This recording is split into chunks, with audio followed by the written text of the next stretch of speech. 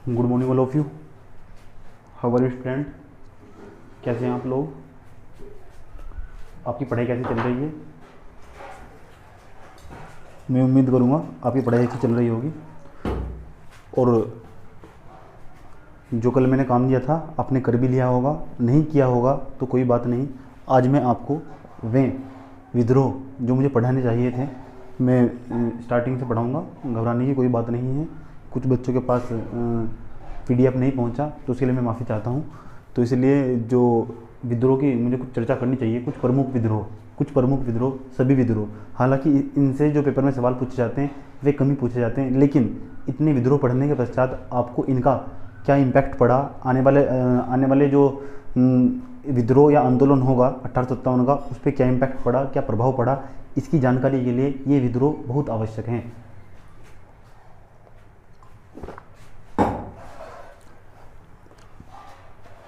देखिए, अब तक हमने जन विद्रोह की चर्चा की। जन विद्रोह वे विद्रोह थे जो विद्रोह नागरिकों के द्वारा या फिर सैनिकों के द्वारा या फिर जन विद्रोह की चर्चा की। आज फिर चर्चा करूंगा जनजातियों के द्वारा या आदिवासियों के द्वारा किए गए, कुछ आदिवासी या जनजातियों के द्वारा किए गए विद्रोह की मैं आज चर्चा करना चाह रहा हूं। अगर आपने पिछला वीडियो नहीं देखा तो मेरा रिक्वेस्ट है, पहले पीछे जाइए, बैक डिस्क्रिप्शन बॉक्स में जाइए, वहाँ से वीडियो को क्लिक कीजिए। क्लिक करने के बाद पुराने वाला वीडियो देखिए। आप देख रहे होंगे लगभग प्रत्येक वीडियो मेरा 1 घंटे से ऊपर का जा रहा है। क्यों? क्योंकि मैं चाह रहा हूँ कि आपका सिलेबस जल्दी खत्म कर दूँ और आप समझ नहीं पाएंगे। हिस्ट्री एक बहुत बड़ा सेक्शन होगा। अब मैं आपको आंसर राइटिंग करनी भी सिखाऊंगा कि आप आंसर राइटिंग कैसे कर पाएंगे, कि जो आंसर राइटिंग होगी आप किस तरह कर पाएंगे। मैं पूरा क्वेश्चन बोर्ड पर लिख कर बताऊँगा किस तरह आपको सोचना होगा, आप कहाँ से सोच सकते हैं और किस तरह कम समय में हम अपना उत्तर लिख सकते हैं, कम समय में और अच्छी लैंग्वेज, किस तरह हम भाषा का प्रभाव लेकर आएँ। ऐसा क्या करना होगा कि आप अट्रैक्टिव भाषा लिख पाएँ और भाषा ऐसी लिखी जाए ताकि दूसरों को प्रभावित हो और एग्जामिनर आपको नंबर देकर जाए। मैं ऐसी लैंग्वेज का यूज़ करना आपको सिखाऊंगा। चलिए, लेकिन वो 1857 का विद्रोह पढ़ने के पश्चात पढ़ने की रणनीति आज कुछ हमारी इस तरह होगी। मैं पहले आज कुछ विद्रोह की चर्चा करूंगा। आप इधर लाइट लग रही होगी तो आप टेंशन मत लीजिएगा। इधर देखिए, जो मैं आपको समझाऊंगा मैं आज इधर समझाऊंगा, इसलिए आप टेंशन मत लीजिएगा। चलिए कहानी को आगे बढ़ाते हैं। तो आज हमारा पढ़ने का अप्रोच कुछ इस तरह होगा बच्चों, इस तरह होगा कि हम सबसे पहले आज जो चर्चा करेंगे कुछ जनजातीय विद्रोह की चर्चा करेंगे। हमने बताया था ये विद्रोह जब औपनिवेशिक सत्ता, आप जान चुके होंगे मेरे साथ, औपनिवेशिक सत्ता या ब्रिटिश सत्ता के द्वारा भारतीयों पर किस तरह शोषण किया गया, तो छोटे छोटे विद्रोह सामने उभर कर आते हैं। वे विद्रोह किस तरह एक बड़े विद्रोह का रूप ले लेते हैं, उस विद्रोह को हम 1857 के विद्रोह के नाम से जानते हैं। अभी हम विद्रोह की चर्चा कर रहे हैं। विद्रोह कौन कौन से हैं? मुझे लगता है कि मुझे कुछ विद्रोह की चर्चा करनी चाहिए ताकि आप भूलो मत। वीडियो ओपन करके देखो तो दोबारा याद आ जाए आपको, और उसमें क्या क्या याद रखना चाहिए। हमने कल बताया था कि किस तरह का अप्रोच होना चाहिए पढ़ने का, कि किस तरह हम विद्रोह की चर्चा करते हैं। विद्रोह में सबसे पहले हम उसका कारण जानते हैं, उसका क्षेत्र जानते हैं, और इसका सन तो कतई नहीं याद रखना, आपको पता भी नहीं होना चाहिए सन का कि क्या हो, क्योंकि सन को लेकर आज भी इतिहासकारों में मतभेद है, और जहाँ मतभेद होगा कोई भी आयोग इस तरह के प्रश्न पूछने से हमेशा के लिए बचेगा। चलिए कहानी को आगे बढ़ाएं। आज हम आपको जिस विद्रोह पर आपके साथ चर्चा करना चाह रहे हैं, कुछ विद्रोह ऐसे भी होंगे, अगर आप कोई अलग बुक पढ़ेंगे तो एक आधा जो विद्रोह होगा वो अलग दिखाई देगा आपको, लेकिन टेंशन लेने की कोई आवश्यकता नहीं है।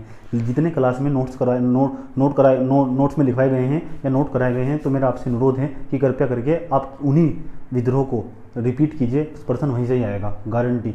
क्या पढ़ना है क्या नहीं पढ़ना है ये हमारा काम है। वादा रहा, आप जितने भी सवाल होंगे उसे हल करने की स्थिति में होंगे। कोई भी सवाल मेरे नोट्स या वीडियो से बाहर नहीं जाएगा। आप कोई भी एग्जाम देख क्यों ना दे रहे हो, एग्जाम छोटा हो या बड़ा हो, 1857 का विद्रोह एक ऐसा टॉपिक होगा, उस टॉपिक के अंतर्गत पेपर में लगभग क्वेश्चनों का भरमार दिखाई देगा। अगर आप PCS का पेपर देंगे तो क्वेश्चन सीधा डायरेक्टली आएगा, यानी कोई कथन कारण का क्वेश्चन नहीं आएगा।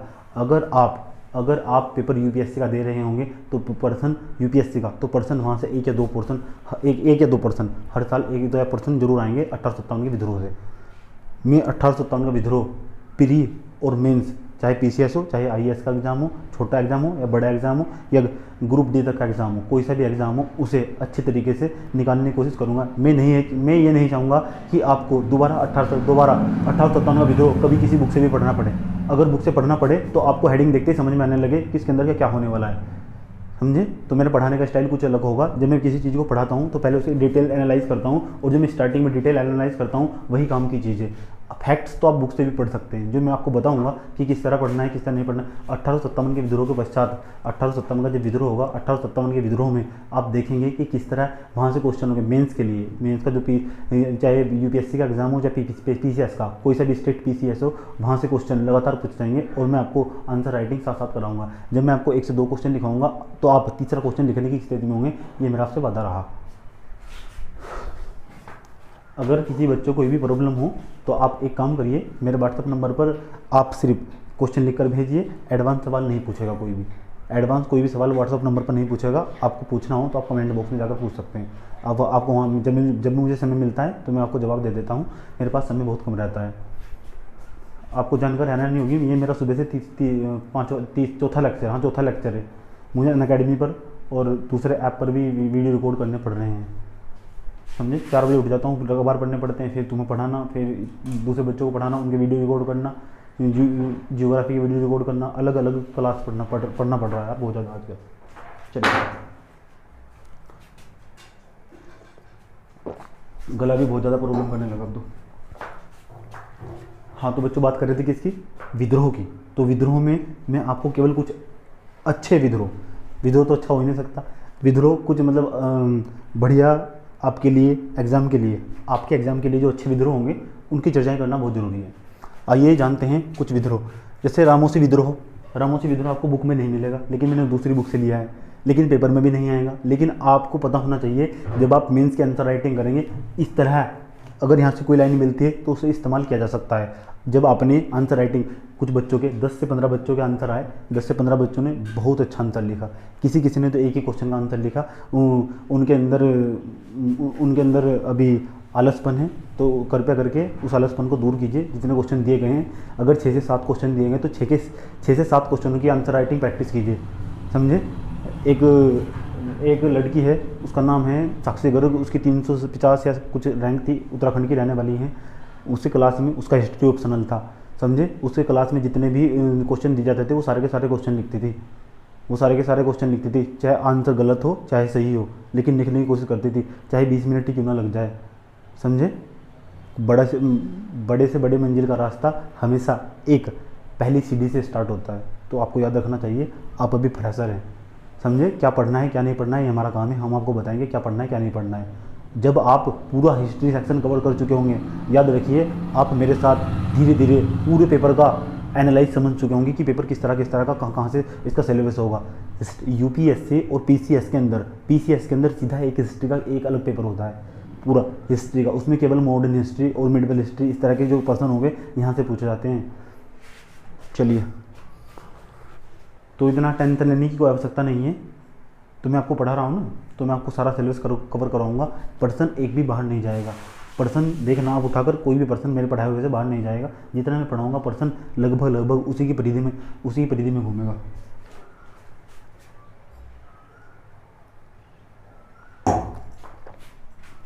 तो बच्चों बात करें आज रामोसी विद्रोह की, कुछ विद्रोह की चर्चा करने वाले हैं। रामोसी विद्रोह, तो काफ़ी में हेडिंग बनाइए रामोसी विद्रोह एक मराठा जो सैनिक हुआ करते थे, आपको तो पता है मराठा साम्राज्य का बाद में पतन हुआ, जाकर धीरे धीरे अंग्रेजी सत्ता ने किस तरह मराठा साम्राज्य का पतन कर दिया। जो मराठा मतलब जो महाराष्ट्र में रहा करते थे उन्हें बोलते थे मराठा। हिंदुवादी लोग थे, उनका एक ही काम था टैक्स वसूलना। लेकिन धीरे धीरे उनके द्वारा भी, मतलब उनकी जो मराठा साम्राज्य था उसका पूरी तरह पतन कर दिया गया था ब्रिटिशों के द्वारा।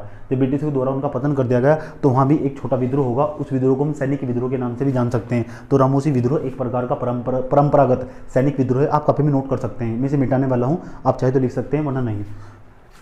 कारण ये था कि जो अंग्रेजों को दिया जाने वाले टैक्स था उसमें लगातार वृद्धि कर दी गई थी, लगान में वृद्धि कर दी गई थी। मैंने आपसे कहा था कि कृपया करके आप बैक चाहिए और प्लीज़ कृपया करके आप लगान मूवी जरूर देखिए, आमिर खान की। आप देखेंगे ना तो आपको बहुत मजा आएगा।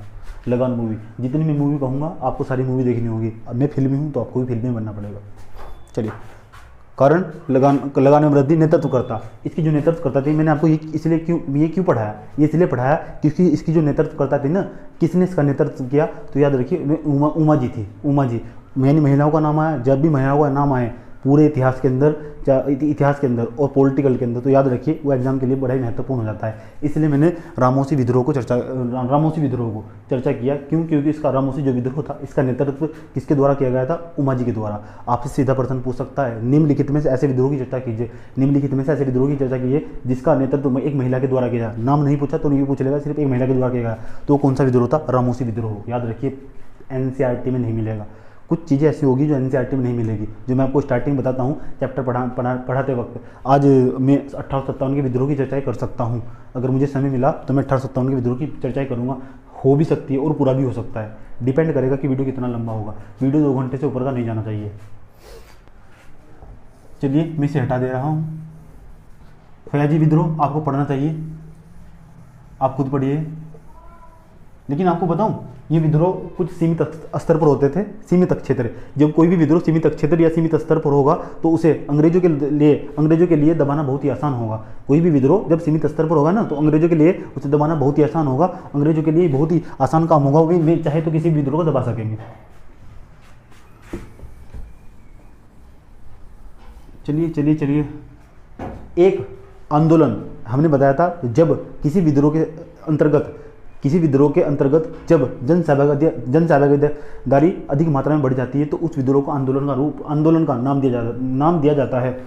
तो आप काफ़ी हेडिंग बनाइए, बहववी आंदोलन। आपने लिख भी लिया होगा तो तब भी बनाइए। क्यों? क्योंकि मैं आपको जो फैक्ट से लिखाऊंगा आपके लिए महत्वपूर्ण होंगे। अगर आपने अच्छी तरह लिख लिया है तो आप अपने नोट्स में मेंशन करते चलिए, और जहाँ वहीं पेंसिल से कुछ कोरेक्शन कर दीजिए। कोरेक्शन मतलब ऐड कर लीजिए कुछ नई चीज़ें जो मैं बताने वाला हूँ। बहववी आंदोलन, बहावी या बहावी एक ही आंदोलन है था, जन विद्रोह है था, ये जन विद्रोह। तो आप काफ़ी मैंने बनाइए। बहवी आंदोलन ये चला 1820 से 70 तक। सन कतई महत्वपूर्ण नहीं है, लेकिन इसका क्षेत्र महत्वपूर्ण है। आपको पता होना चाहिए ये आंदोलन कहाँ चला। जो पुराने वाला हमने पढ़ाया रामोसी विद्रोह, वो मराठा के अंतर्गत था। दक्षिण भारत के अंदर चले जाओगे ना आप, तो ये बहवी आंदोलन 1820 से 1870 तक दिखाई देगा आपको। ये उत्तरी पश्चिमी भारत मतलब पाकिस्तान, हरियाणा, इधर पंजाब वाला जो क्षेत्र था उसमें उत्तरी पश्चिमी जो भारत था आपका, उत्तरी पश्चिमी भारत यानी इधर वाले क्षेत्र में ये बहवी आंदोलन चला। और कहाँ? पूर्वी भारत, बाद में पटना में भी आपको दिखाई देगा। पूर्वी भारत पटना यानी बिहार वाला जो भागलपुर वाला क्षेत्र था, उसके अंदर भी ये जो बहवी आंदोलन ही दिखाई देगा। अब क्षेत्र बहुत ही महत्वपूर्ण होगा। आपको बताऊँ, आपको चार आंदोलन के नाम लिख देगा, बहवी आंदोलन या विद्रोह, 4 विद्रोह के नाम लिख देगा और इधर उनका क्षेत्र लिख देगा, और आपको मैचिंग करने को कहेगा। इस तरह का एक ट्रेंड चल रहा है पेपर में आजकल। इस तरह का एक ट्रेंड दिखाई देगा आपको वर्तमान समय में, आधुनिक समय में एक ट्रेंड दिखाई देगा इस तरह का। पर्सनों की जो प्रकृति है इस तरह लगातार बदलती है, और जिस तरह पर्सनों की प्रकृति बदली है या बदल सकती है, मैं सभी पर्सनों की चर्चाएं करूंगा आपके सामने, चाहे वो ऑब्जेक्टिव हो चाहे सब्जेक्टिव हो। समझे?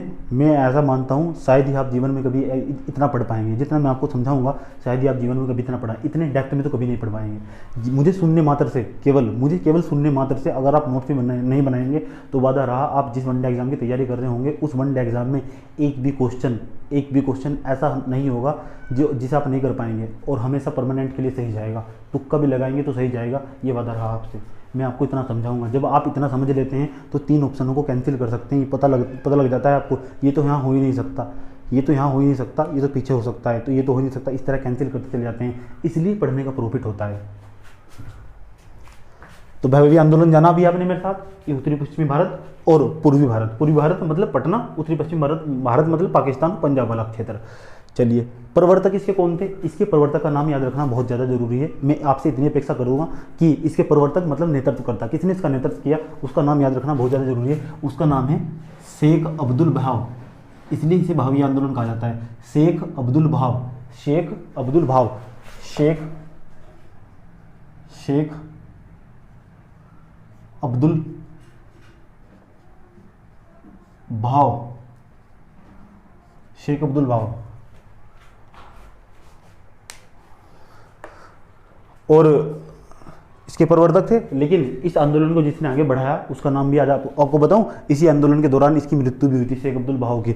लेकिन इस आंदोलन को जो बढ़ाने वाले एक व्यक्ति का नाम मिलता है, मैं बहुत ही फेमस व्यक्ति है, उनका नाम आपको पता होना चाहिए। लेकिन हम चाहकर भी किसी पर्सनैलिटी को अभी पूरी तरह नहीं खोल सकते, उसका जन्म इतिहास अभी नहीं खोल सकते, हमारी मजबूरी है क्योंकि हम जन विद्रोह पढ़ रहे हैं। तो जो दूसरे मैं व्यक्ति का नाम बताऊंगा जिसने बहवई आंदोलन को, जिस व्यक्ति ने पूरे भारत में इसका प्रचार प्रसार किया, अधिक मात्रा में इसका विस्तार दिखाई देगा आपको, तो उसका नाम है सर सैयद अहमद खां। इनके द्वारा किताब भी लिखी गई, बहुत अच्छे जानकार थे, इनके बारे में आपको पता होना चाहिए। मैं सर सैयद अहमद खां की चर्चा बाद में भी करूँगा। तो याद रखिए शेख अब्दुल वहाब जो बुक में लिखा हुआ है आप मैच करेंगे, कुछ चीज़ें अलग पाएंगे।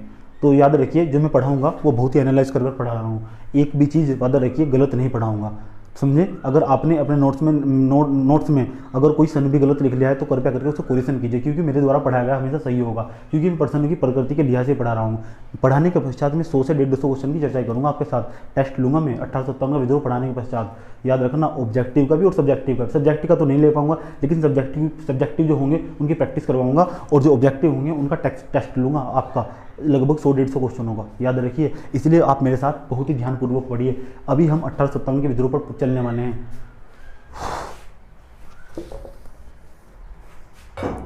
अच्छा, ये बहवई आंदोलन था, इसका उद्देश्य क्या था? इसका उद्देश्य था दाउल हब से दाउल इस्लाम में बदलना, यानी पूरे भारत को, पूरे जो भारत था कि उसे इस्लाम धर्म में परिवर्तित करना है। मोदी जी तो तुलना कर लो आज की इसकी, है नहीं, पूरे भी हिंदू बदलना चाहते हैं, ये इस्लाम बदलना चाहते थे। इसमें कौन थे? सर सैयद अहमद खां भी थे, ये बरेली के रहने वाले थे। जो सर सैयद अहमद खां थे ना, ये बरेली के रहने वाले थे। बहवई आंदोलन आपको पढ़ना बहुत ज़्यादा जरूरी।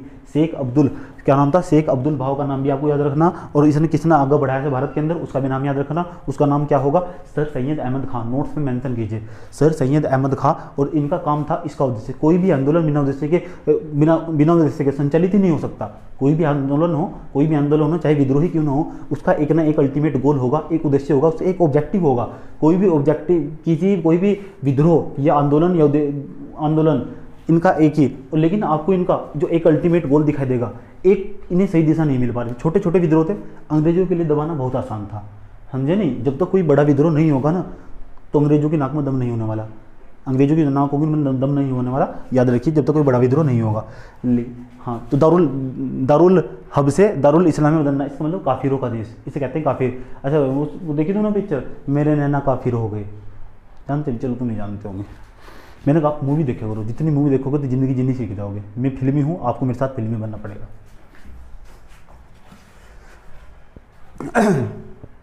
दारुल हब से दारुल इस्लाम में बदलना इसका काम था। दारुल बोलते हैं काफिर को, काफिरों का देश, जो काफिर इस तरह कहते हैं। देखो गाने की लाइन बताता हूँ, मेरे नैना काफिर हो गए। नैना काफिर होना क्या मतलब? इधर से उधर चले गए, अब नहीं देखते। इधर से उधर चलेगा मतलब इस देश को छोड़ना, दूसरे में चले जाना, इन्हें बोलते हैं। यानी एक धर्म को छोड़ना और दूसरे को अपनाना, इसे बोलते हैं काफिर, समझे। दारुल और काफिर इसे ही बोलते हैं।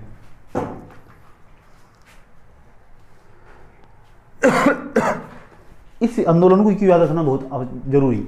इस आंदोलन को याद रखना इसलिए जरूरी, इस आंदोलन को ब्रिटिशों के विरुद्ध मुस्लिमों का स्वतंत्रता संग्राम भी कहते हैं, इसलिए इस आंदोलन को याद रखना बहुत ज़्यादा जरूरी।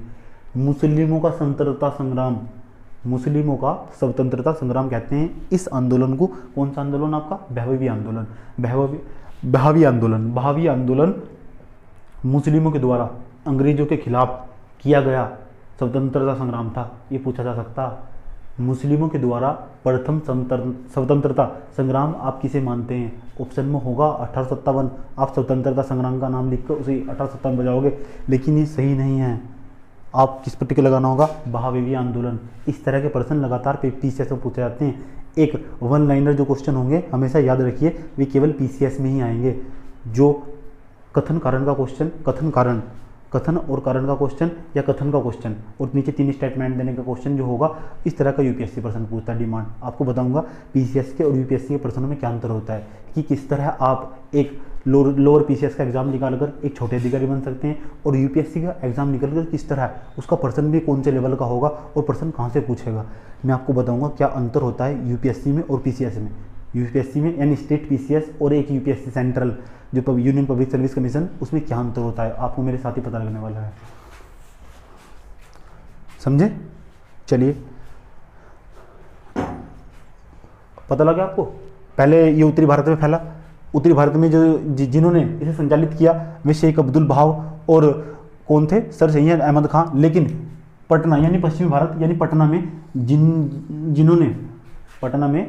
व्यक्तियों ने इस वैभवी आंदोलन का जो संचालन किया उन व्यक्तियों का नाम भी आज आपको याद रखना बहुत ज़्यादा जरूरी है, पूछा जा सकता है पेपर में। बिनायत अली, बिनायत अली नहीं दिख रहा तो मैं यहाँ लिख देता हूँ, बिनायत अली, बिनायत अली कोमा इनायत अली, इनायत अली कोमा काशिम अली, काशिम अली। देखो सबके नाम में अली अली है नहीं, सारे के सारे मोहम्मद थे। जब मोहम्मद थे तो इस तरह का याद रखिए, इस तरह का जो आंदोलन था उसे भावी आंदोलन और मुस्लिमों के द्वारा अंग्रेजों के विरुद्ध चला गया प्रथम स्वतंत्रता संग्राम भी कह सकते हैं। चलिए इसे मैं यहाँ से मिटा दे रहा हूँ। इतनी बातें आपको पता होनी चाहिए।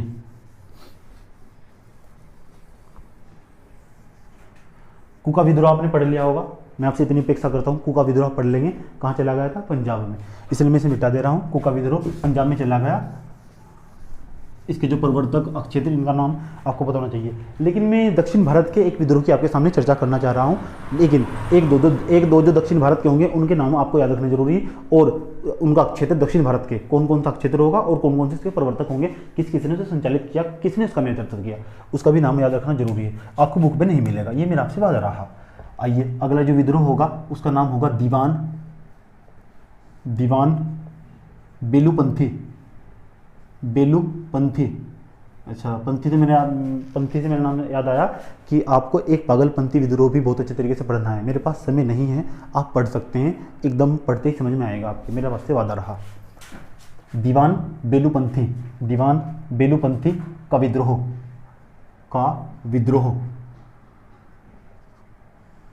विद्रोह और ये चला केरल में। केरल आज तक उन्हें पूछा गया, लेकिन पूछा जा सकता है। क्यों? क्योंकि दक्षिण भारत का है। आपसे सीधा प्रश्न पूछ ले, पीसीएस में इस तरह के प्रश्न पूछे जा सकते हैं। निम्नलिखित में से कौन सा विद्रोह, केरल का नाम नहीं देगा, निम्नलिखित में से कौन सा विद्रोह केवल दक्षिण भारत में चला गया। लेकिन आपको उत्तर भारत के सारे पता होंगे तो आप दक्षिण भारत का अपने आप ही पहचान लेंगे। इसलिए मैं कम पढ़ाता हूँ, इसलिए मेरे साथ पढ़ना बहुत ज़्यादा आवश्यक है, समझे। मैंने कहा कि मैं आपका माइंड पूरी तरह ओपन कर दूंगा। दीवान बेलूपंथी का विद्रोह कहाँ? केरल के अंदर। एक और विद्रोह दिखा देगा आपको, कित्तूर विद्रोह। फितूर मूवी आई थी एक, है ना, फितूर मूवी आई थी, बाद में बताऊंगा चलो उसके बारे में। कित्तूर विद्रोह ये दिखाई देगा कर्नाटक के अंदर। अच्छा, अगर कोई बच्चा खाली हो तो जियोग्राफी के वीडियो देख सकता है, मेरे द्वारा रिकॉर्ड किए गए हैं। अगर खाली हो तो मुझे पर्सनली मैसेज करें व्हाट्सएप पर, मैं उसे वीडियो सेंड कर दूंगा। आप लेकिन वीडियो का दोहन नहीं करेंगे, समझे। चलो सोचता हूँ मैं इसके बारे में, यूट्यूब पर नहीं डाल सकता, बड़ी मेहनत के साथ बनाया गया है, डायग्राम से ही समझाया गया है पूरी तरह, कुछ लैपटॉप से भी क्लासें ली गई है। फितूर विद्रोह कहाँ था? कर्नाटक के अंदर। 1924 से लेकर 1929 तक। ये कब? ये दिखाई देगा आपको 1924 से 1919 तक। बस कर्नाटक का विद्रोह, कित्तूर विद्रोह, और कुछ नहीं। एक विद्रोह और, इसका नाम था गाजा विद्रोह। एक विद्रोह और देखो, गाजा विद्रोह कि जो ये 1805 के अंदर दिखा देगा आपको। सन कतई महत्वपूर्ण नहीं है। इसका नाम था धन जे भांजा। धन जे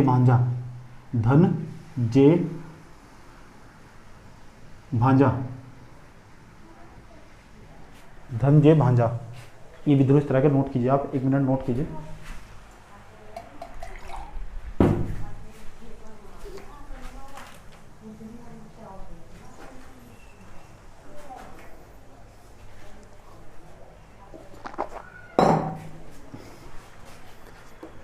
तो नोट कर लिया होगा आपने।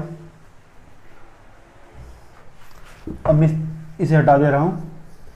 अब हम धीरे धीरे कुछ विद्रोह और पढ़ने के पश्चात आप मेरे साथ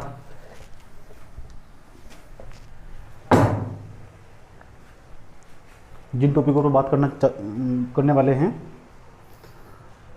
कॉपी में हेडिंग डालिए जनजातीय विद्रोह। कुछ जनजातीय विद्रोह होंगे याद रखना जितने भी विद्रोह होंगे, जितने भी विद्रोह होंगे, सभी विद्रोह के अंतर्गत अगर आप देखेंगे, एनालाइज करेंगे, एनालाइज करने के पश्चात तो आप एक ही चीज़ पाएंगे, सभी विद्रोह के अंदर जो जनजातीय विद्रोह होंगे वे सबसे आक्रामक विद्रोह होंगे।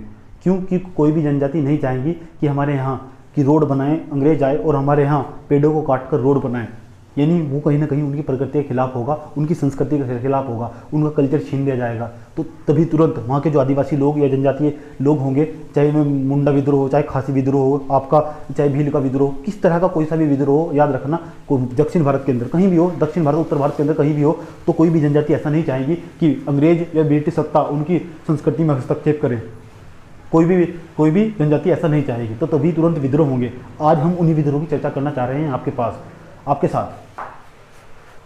साथ चर्चा करना चाह रहे हैं। चलिए कॉपी में हेडिंग बनाइए दोस्त, भील विद्रोह। भील विद्रोह सबसे ऊपर आप हेडिंग बना सकते हैं, जनजातीय विद्रोह, जनजातीय या आदिवासी विद्रोह। आप हेडिंग बनाइए भील विद्रोह, बहुत ही फेमस है, पेपर में कई बार पूछा भी गया है। भील विद्रोह, भील विद्रोह, आप कॉपी में हेडिंग बनाइए भील विद्रोह। अब आपको बताना चाहिए जो भील विद्रोह था, अगर हम आपको उसका सन बताएं, सन 1800 से लेकर 1818 से लेकर 1818 से लेकर 48 तक आपको दिखाई देगा। तो काफ़ी लॉन्ग टाइम तक चलता रहेगा विद्रोह। ये इसका जो क्षेत्र होगा, इस विद्रोह का जो क्षेत्र होगा वो महाराष्ट्र और राजस्थान के अंदर दिखाई देगा आपको। राजस्थान, एक तो राजस्थान, आप शॉर्टकट में मत लिखिएगा, राजस्थान और महाराष्ट्र,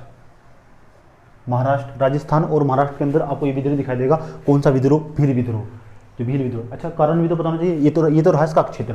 तो आप क्या करेंगे? भील विद्रोह आप डायग्राम बनाएंगे, डायग्राम भारत का मैप आप जितनी बार बनाएंगे आपको अच्छी प्रैक्टिस हो जाएगी। आपको भारत का मैप अभी यहीं बनाना चाहिए, आपको ये राजस्थान और महाराष्ट्र के अंतर्गत लोकेशन दिखा के उसे ट्रेस करके वहाँ लिख देना चाहिए भील विद्रोह, समझे आपको, ताकि आप प्रैक्टिस हो सके और आपको सभी राज्यों के नाम भी याद हो जाएंगे बार बार मैप देखने से मेरे साथ। वैसे तो यहाँ याद नहीं होंगे। चलिए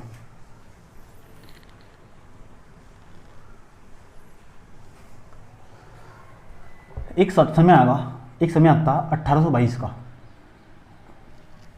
एक समय आता 1822 का।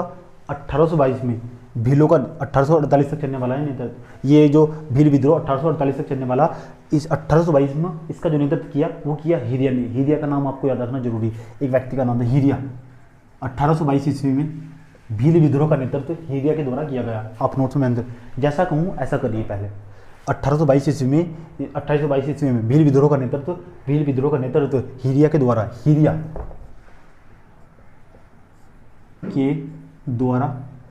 किया गया। चलिए लिखते जाइए, भील विद्रोह का नेतृत्व किसके द्वारा किया गया?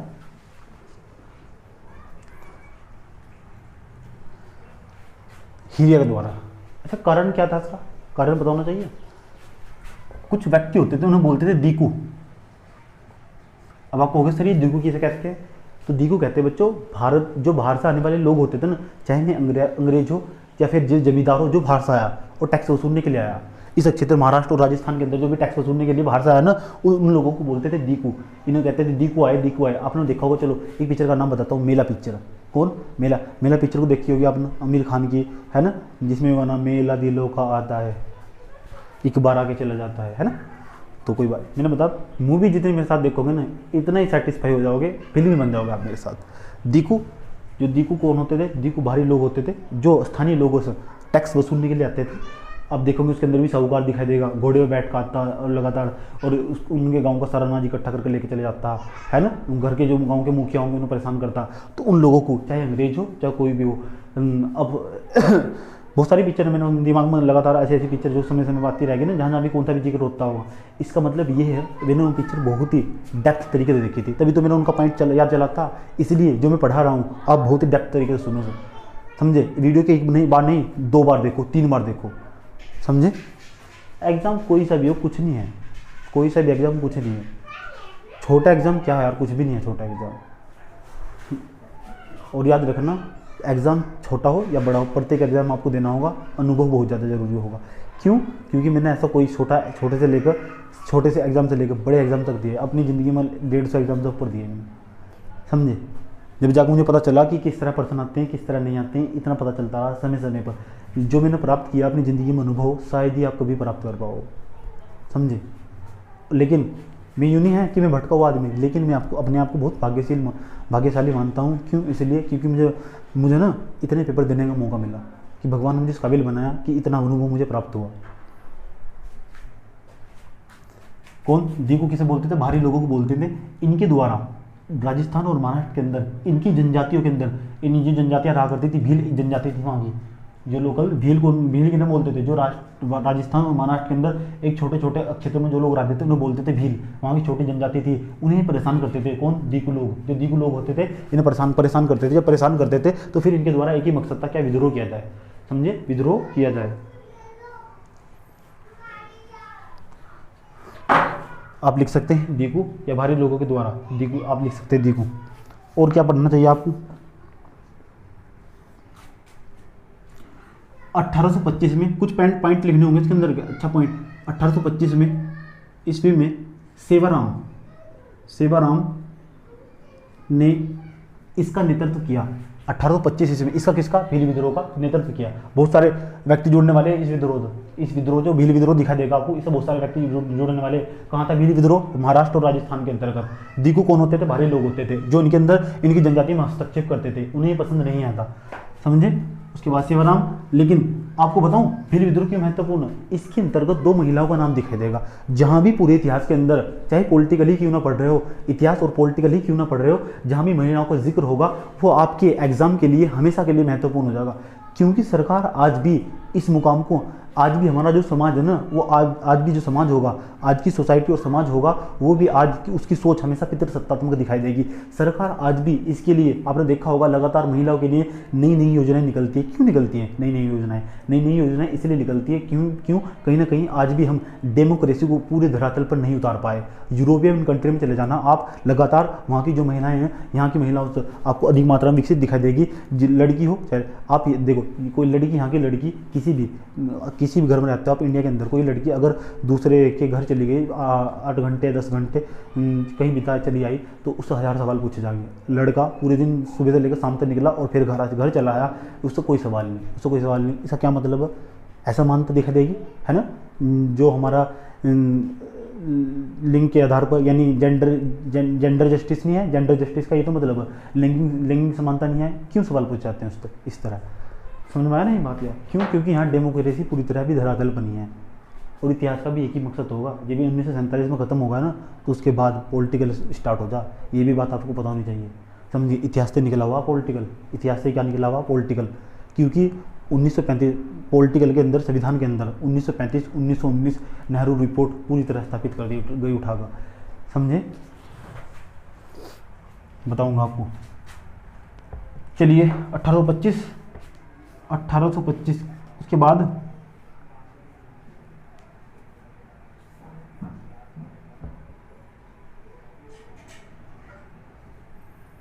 एक नाम मिलता है भागोजी, भागना चाहिए अभी। भागोजी और कौन? काजल। भागोजी और काजल, ये मैडम भागोजी और मैडम काजल, इन दोनों के द्वारा 1857 ईस्वी में अंग्रेजों से अधिक मात्रा में, अंग्रेजों की एक फैक्ट्री थी उसके भील के अंदर, मतलब भीलवाड़ा जो क्षेत्र होगा राजस्थान का, भीलवाड़ा सबसे ज़्यादा, ये भीलवाड़ा उसी बोलते हैं वर्तमान समय में, उसका नाम भीलवाड़ा। सबसे ज़्यादा कोरोना वायरस का प्रकोप ही फैला था सबसे पहले टीना डाबी। इसके अंदर ये एक जिला भीलवाड़ा जिला, उसके अंदर अभी टीना डाबी SDM के पद पर नियुक्त अभी। तो वहाँ उसी समय भागोजी और काजल, इन दो महिलाओं के द्वारा अंग्रेजों से अधिक मात्रा में लोहा लिया गया 1857 के विद्रोह में। आप इस पॉइंट को भी नोट कर सकते हैं। 1857 के विद्रोह में, 1857 का विद्रोह होगा, 1857 के विद्रोह में भागोजी और मैडम काजल के द्वारा भागोजी और मैडम काजल के द्वारा क्या लिया गया? लोहा लिया गया। किससे लिया गया? 1857 के विद्रोह में किससे लिया गया? अंग्रेजों से लिया गया। ये पॉइंट भी आपको मेंशन कर देना होगा।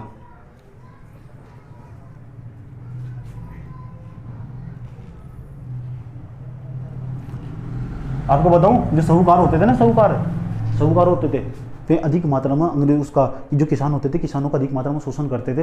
तो इसी चीज़ से प्रेरित होकर एक व्यक्ति का नाम मिलता 1821 में भी उन्होंने इसका मैंने कहा सन कतई महत्वपूर्ण नहीं है, समझिए। 1821 ईस्वी में जो भीलों का नेतृत्व किया वो याद रखना, उसका नाम है दौलत सिंह। पूछ सकता है निम्नलिखित में से कौन से व्यक्ति भील विद्रोह से संबंधित थे। आप देखो कितने नाम आए इसके अंदर, एक तो हिरिया भी आया, हिरिया के बाद दिगु लोग भी आए, ये भागोजी और काजल भी आए, उसके सेवाराम भी आया, इतने पर्सन ऐसा बन सकता है।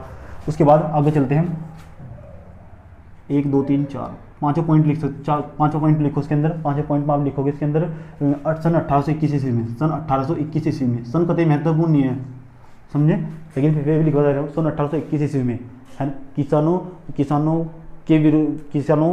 का सन 1821 ईस्वी में अंग्रेजी द्वारा किसानों के शोषण से प्रेरित होकर,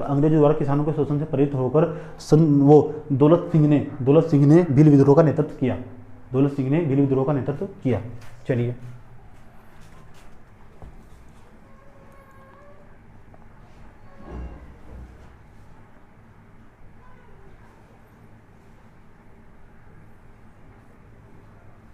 एक व्यक्ति का नाम हो जाएगा 5वें पॉइंट के बाद।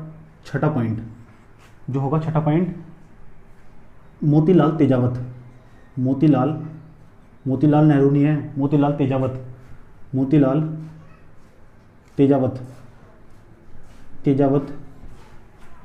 के द्वारा भी मोतीलाल तेजावत के द्वारा भी भील विद्रोह का नेतृत्व किया गया। इन्हें भी याद रखा जाता है इतिहास में, इसका नाम पूछ सकता हूँ मोतीलाल तेजावत। इन्होंने भी नेतृत्व किया था, और वो भी इन्होंने जो नेतृत्व किया बाद तो दिखा देगा बहुत काफ़ी लंबे समय तक, 1833 के लगभग दिखा देगा। मोतीलाल तेजावत का नाम भी आपको लिखना बहुत ज़्यादा जरूरी, ये भी भील विद्रोह से संबंधित है। मेरा जो पढ़ाने का लेवल होगा वो स्टेट PCS के लिहाज तो होगा, स्टेट PCS लिहाज, और उसका जो बड़ा एग्जाम होगा UPSC उसके लेवल का, समझे। तो मेरा जो पढ़ाने का स्टाइल होगा इस तरह होगा। मैं आपको जो हिस्ट्री पढ़ाऊँगा उसके बाद कहीं भी कोई भी फैक्ट ढूंढने की कोई आवश्यकता नहीं है।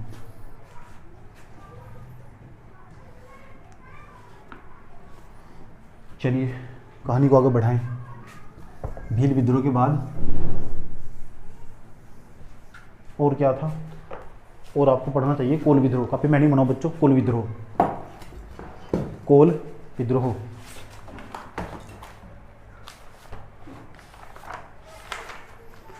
हेडिंग बनाओ सब बच्चे, कोल विद्रोह।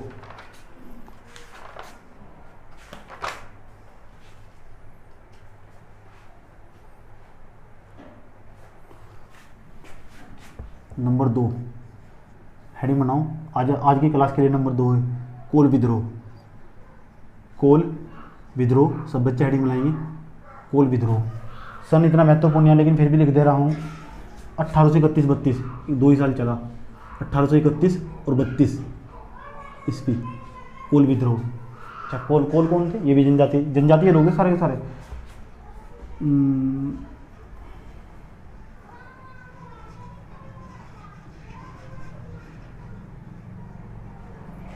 देखो 1831-32 सुनो ध्यान लगा।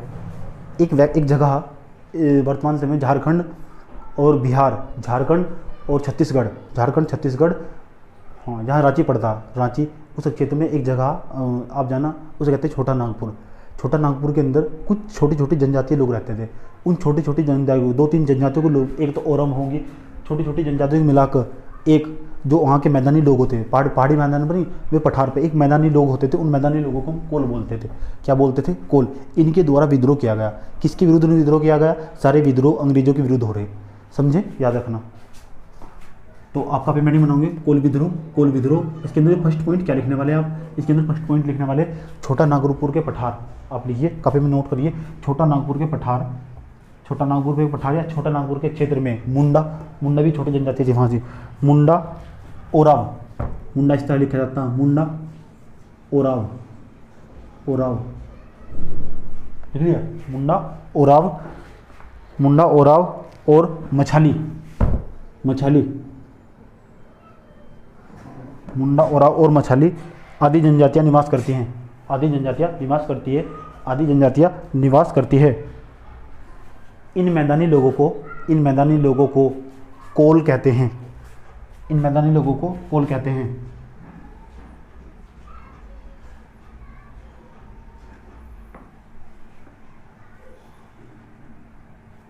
देखो पता क्या हुआ, 1822 ईस्वी का समय था।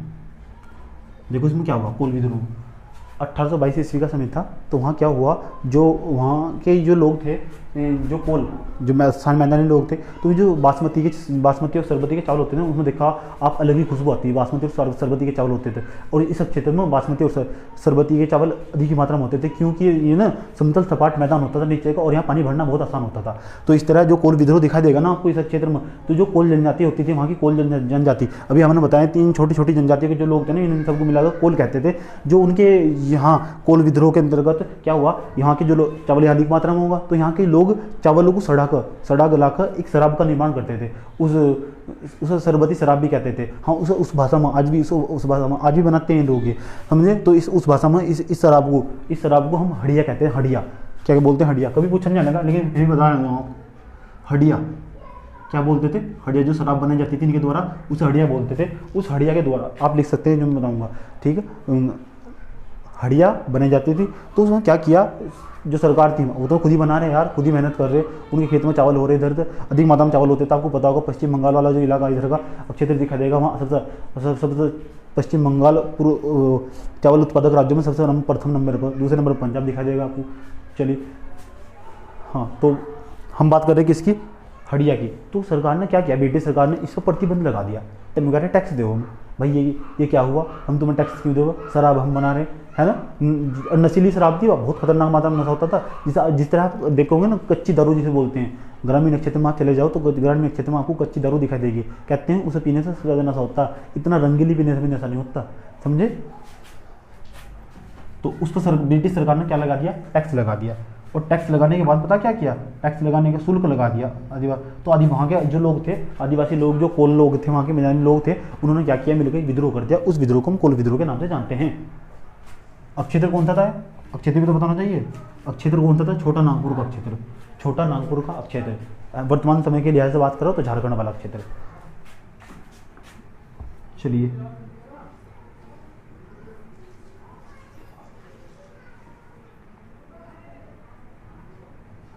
एक नाम मिलता, 1832 ईस्वी का समय था। इसका जो नेतृत्व किया बुद्धो भागवत, नाम याद रखना इसका, बुद्धो भगत, सही नाम है इसका बुद्धो भगत के द्वारा कोल विद्रोह का नेतृत्व किया गया। लेकिन आपको बताऊं, अंग्रेजों के पास एक ऐसी राइफल थी, उस राइफल के द्वारा जिसे दबाते हैं ना सर, तो धड़ धड़ धड़ गोलियां चलती थी, ऐसी निफिल्ड थी। तो इस तरह जो इनका विद्रोह तो रुकने वाला नहीं था। तो इस विद्रोह के अंतर्गत बुद्धो भारत सहित कई व्यक्तियों की मृत्यु हुई। बुद्धो भारत सहित कई व्यक्तियों की मृत्यु कई मात्रा में। और कहा तो इस तरह जाता, जो बुद्धो भारत सहित कई व्यक्ति मारे गए, उनकी लाश भी नहीं दफनाई गई। जो वहाँ के चील कौवे थे, उन्होंने काट कर मांस खाया, इतना भी मौका नहीं मिला। कई मात्रा में लोग मारे गए, 100-150 लोग मारे गए अधिक मात्रा में। आप समझ सकते हैं, अगर आज के समय में 100-150 लोग मार ले जा तो इंटरनेशनल खबर बनाकर दिखा जाओ, तो समझे। इस तरह विद्रोह हुआ करते थे।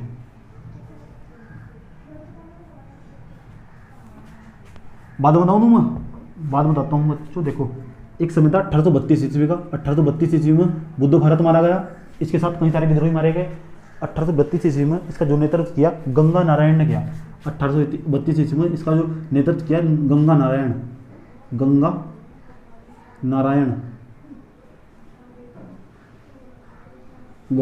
के द्वारा 1832 ईस्वी में गंगा नारायण के द्वारा इसका नेतृत्व किया गया।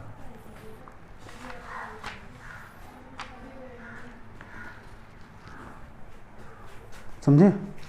चलिए, लेकिन ये विद्रोह ना रुक कर यहाँ लिखा तो 31-32, ये विद्रोह रुक कर लगातार 1848 से दिखा देगा आपको। और 1848 के बाद इस विद्रोह का दमन कर दिया गया ब्रिटिश सत्ता के द्वारा, यानी अंग्रेजों के द्वारा। इस विद्रोह का, कौन सा विद्रोह, कोल विद्रोह का दमन कर दिया गया, इसे दबा दिया गया। अंतिम समय में जितने विद्रोह होंगे ना सब दबा दिए जाएंगे। हालांकि 1857 का विद्रोह भी ब्रिटिश हुकूमत के द्वारा दबा दिया जाएगा। नंबर 3 हेडिंग बनाइए आज के लिए। नंबर 3 उसका नाम पता होगा आपको, उसका नाम खासी विद्रोह। जिसने लिख लिया होगा बहुत अच्छी बात, कुछ पॉइंट अलग से भी लिखवा सकता हूँ। खासी विद्रोह। अच्छा चलिए खासी, 3 पहाड़ियाँ छोटी छोटी, है ना। छोटा नागौर का पठार हुआ करती थी कभी किसी हिस्से में। मैं बात कर रहा हूँ मेघालय की, ये भी धरोहर की मैं बात करना चाह रहा हूँ ना, वो मेघालय वर्तमान समय में उसे मेघालय बोलते हैं। खासी, गारो, खासी, जयंतिया, 3 छोटी छोटी पहाड़ियाँ दिखाई देगी वहाँ से। खासी, गारो, खासी, जयंतिया, उनकी जो वहाँ जनजातियाँ रहती है उनके नाम पर ही इन क्षेत्र का नाम पड़ा हुआ, इसे बोलते खासी, एक जगह का नाम है जहाँ जो लोग रहते हैं ना, है ना। कहते नहीं कि आप कहाँ के रहने वाले, दौलतपुर के, दौलतपुरी आ गए, कहते हैं दौलतपुरी बोलते। तो जो जो वहाँ के लोग रहते हैं ना, उसी जनजाति के नाम पर उसका नाम रख दिया जाता, उस जगह का नाम उसी जनजाति के नाम पर रख दिया जाता। तो खासी विद्रोह हुआ, यानी खासी विद्रोह हुआ। आइए खासी विद्रोह की हम सन की बात करते हैं। 1828 से लेकर 1833 तक दिखाई देगा, 3-4 साल तक लगभग।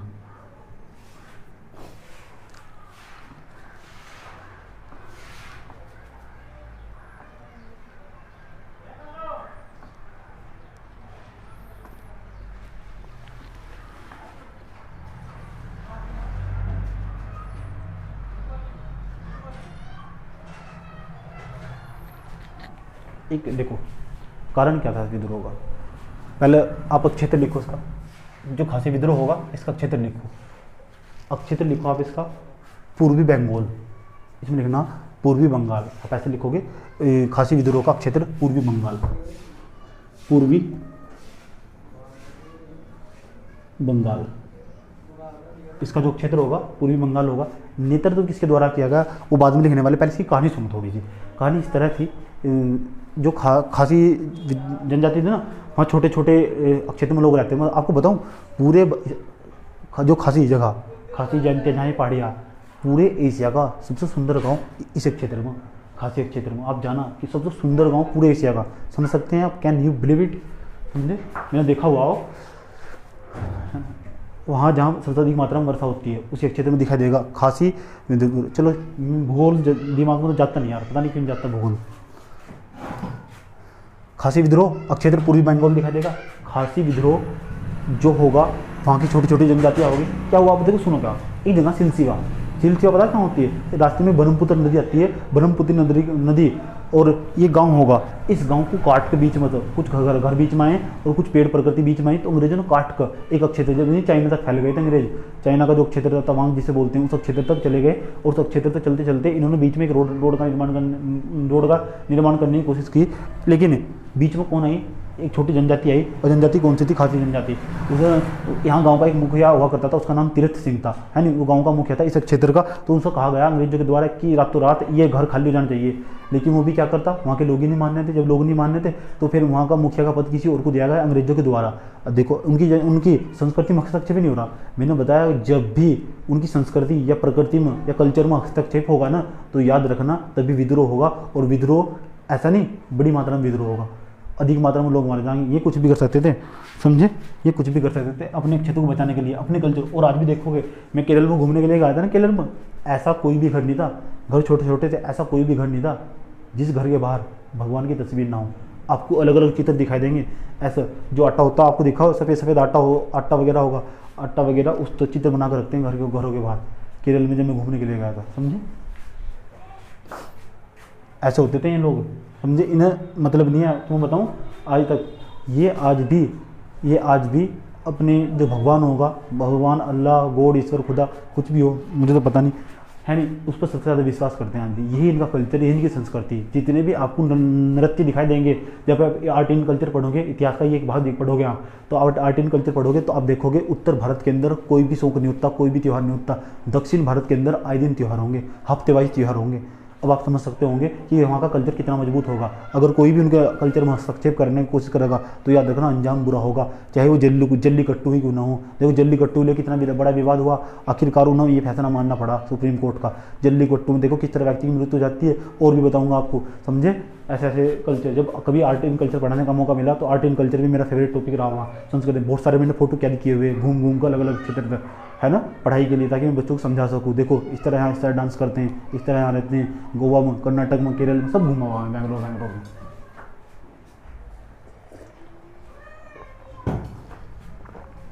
कौन से विद्रोह की बात कर रहे थे, खासी विद्रोह की, आपने लिख भी लिया हुआ है ना। लेकिन जिस तरह मैं समझाऊंगा ना, आपने सिर्फ बुक के हिसाब से लिहाज से लिखा होगा। जब मैं समझाऊंगा, समझाने के बाद उस विद्रोह को जब हट जाऊंगा तो याद रखना आपकी समझ और उसके प्रति और बढ़ जाएगी। मेरा समझाने का स्टाइल ही लोगों कहते हैं, जो लोग कहते हैं, जो मेरे पास पढ़े हुए कहते हैं कि मैं बहुत अच्छा समझाता हूँ। पता नहीं मैं क्या समझाता हूँ यार, है नहीं। लेकिन मेरा एक ही मानना कि मैं जब तक किसी टॉपिक को जब तक नहीं छोड़ता, जब तक उसका कॉन्सेप्ट क्लियर नहीं होता, समझे, उसे पढ़ना फिजूल है। यूँ नहीं पढ़ पढ़ आगे चले गए, बस किताब उठाई, नई किताब खरीद ली, उस पर हेडिंग लगाते और पेन पर हेडिंग लगाते चले जा रहे हैं। ऐसा नहीं होता, ऐसा पढ़ाई ऐसे नहीं होती। जब तक उसके प्रति टॉपिक के प्रति सोच रहेगी नहीं ना, तो पढ़ाई किसी काम की नहीं होगी।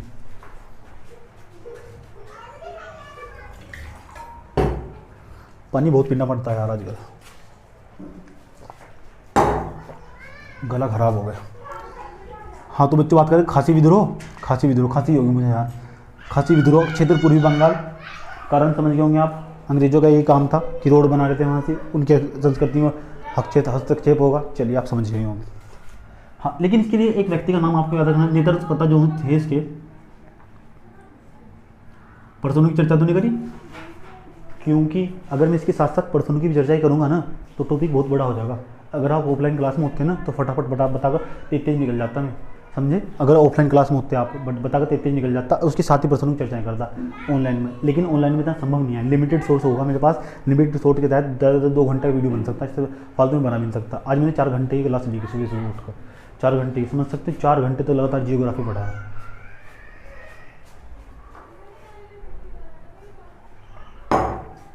अगर मेरा पढ़ा हुआ समझ में आ रहा है ना, तो याद रखना तुम पढ़ाई के लिए बने हुए हैं, समझे।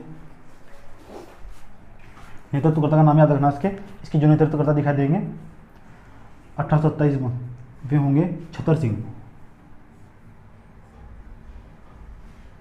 छतर सिंह।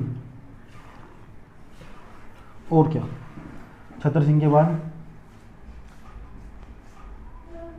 एक और व्यक्ति का नाम मिलता है तीरथ सिंह, जिसका नाम बताया था मैंने आपको, तीरथ सिंह। तीरथ सिंह। अच्छा, पर्सन कैसे पूछेगा, जो मैं पर्सन बताने की बहुत इच्छा है, लेकिन जाकर डिटेल तो नहीं। खासी विद्रोह के संदर्भ में निम्नलिखित कथनों पर विचार कीजिए।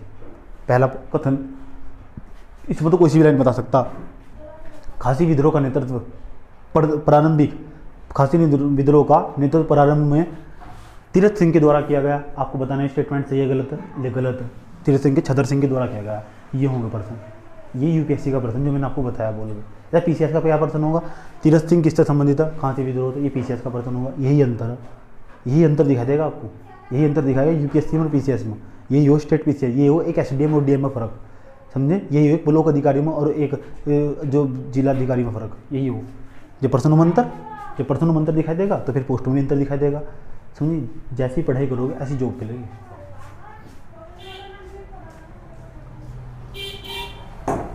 पढ़ाई कौन करवाएगा, मैं।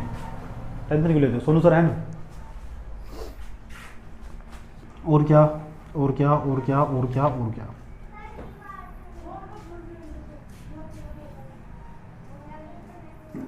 एक व्यक्ति का और नाम मिला, 2 व्यक्ति का, बाद में इन्होंने इसका नेतृत्व किया। एक तो बारमणिक, बारमणिक, बारमणिक। एक व्यक्ति का नाम और मुकुंद सिंह, बारमणिक और मुकुंद सिंह, मुकुंद सिंह, बारमणिक और मुकुंद सिंह। बारमणिक और मुकुंद सिंह का नाम दिखाई देगा आपको। जब बारमणिक और मुकुंद सिंह का नाम दिखाई देगा, ये 2 व्यक्ति थे। बाद में जाकर ना इन्होंने आत्मसमर्पण कर दिया। इन्होंने इस विद्रोह का नेतृत्व किया, इसके नेता रहे हुए हैं, लेकिन बाद में जाकर इन्होंने आत्मसमर्पण कर दिया।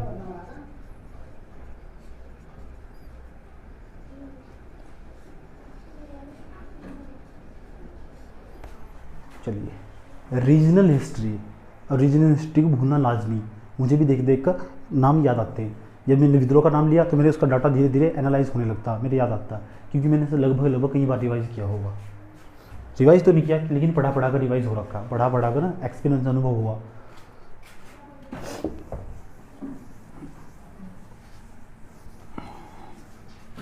और क्या, और चलते हैं। 3 विद्रोह की मैंने चर्चा की इस बार। अभी चौथे विद्रोह पर हेडिंग नाम बनाओ। एक खोंड विद्रोह। खोंड भी जनजाति है, आज भी है तो, लेकिन इसकी जो जनजाति है ना, इसकी जो भाषा वो धीरे धीरे खत्म होने वाली हो रही है। खोंड, चलो बात करेंगे। खोंड विद्रोह, खोंड एवं सवार विद्रोह। सवार भी, दो जनजाति थी, खोंड एवं सवार, सवार विद्रोह, खोंड एवं सवार विद्रोह। हेडिंग बनाओ, ब्रैकेट में लिखो 1900, आप इसे ऐसे कह सकते हैं 18वीं सदी का विद्रोह। अच्छा, पर्सन ऐसे डायरेक्ट भी पूछ सकता है, लेकिन पर्सन जहाँ सन का चक्कर होगा ना वहाँ हमेशा पर्सन पूछने से बचेगा। लेकिन मैं होता ना तो इस पर्सन को कुछ इस तरह पूछता, 18वीं सदी के, सॉरी 19वीं सदी के, हाँ 20वीं सदी है, 20वीं सदी के प्रारंभिक जन विद्रोह की निम्नलिखित में से कौन सा है। 4 विद्रोह दे देता आपको, देख लो। सबसे पहला विद्रोह दिखा देगा, खोंड और सवार विद्रोह, खोंड एवं सवार विद्रोह।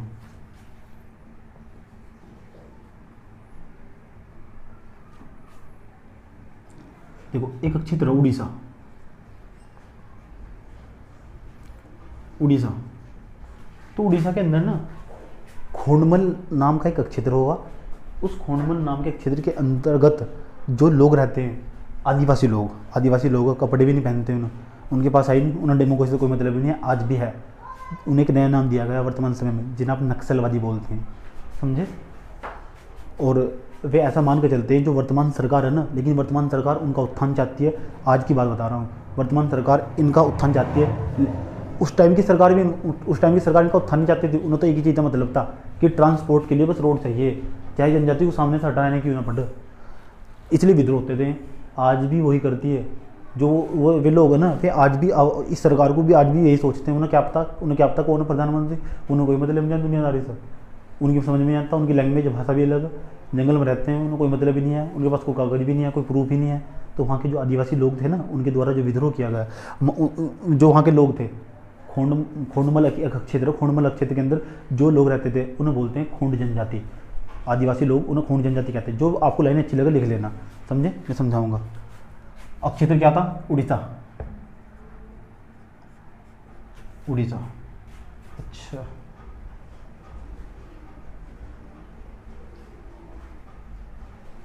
एक और क्षेत्र पालिया, अब क्षेत्र वहाँ की जो जनजाति ने पालिया खेमत बोलते हैं। पालिया खेमत के अंदर एक जो जनजाति दिखाई देगी उसे बोलते हैं सवार।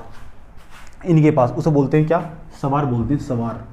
एक तो खोंड होंगे, एक कौन होंगे, सवार। इन दोनों के द्वारा मिलकर अंग्रेजों के विरुद्ध जो विद्रोह किया गया उसे बोलते हैं खोंड एवं सवार विद्रोह, खोंड एवं सवार विद्रोह।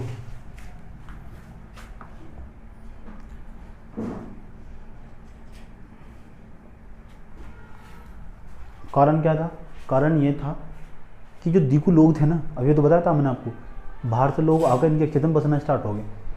अंग्रेज ने छोटे छोटे टेंट लगा लिए, अंग्रेज थे जो उन्होंने छोटे छोटे टेंट लगाए और आकर बसना स्टार्ट हो गए। इस चीज़ को लेकर, इसे लेकर उनके अंदर असंतोष फैल गया। तो फिर उन्होंने क्या करना पड़ा, एक विद्रोह करना पड़ा। उस विद्रोह को हम खोंड एवं सवार विद्रोह के नाम से जानते हैं। मैं इतनी बार चर्चाएं करूंगा आपको, शायद ही कभी आप भूल पाओगे। ऑप्शन होगा ना, ऑप्शन देख के पहचान लो कौन सा होगा।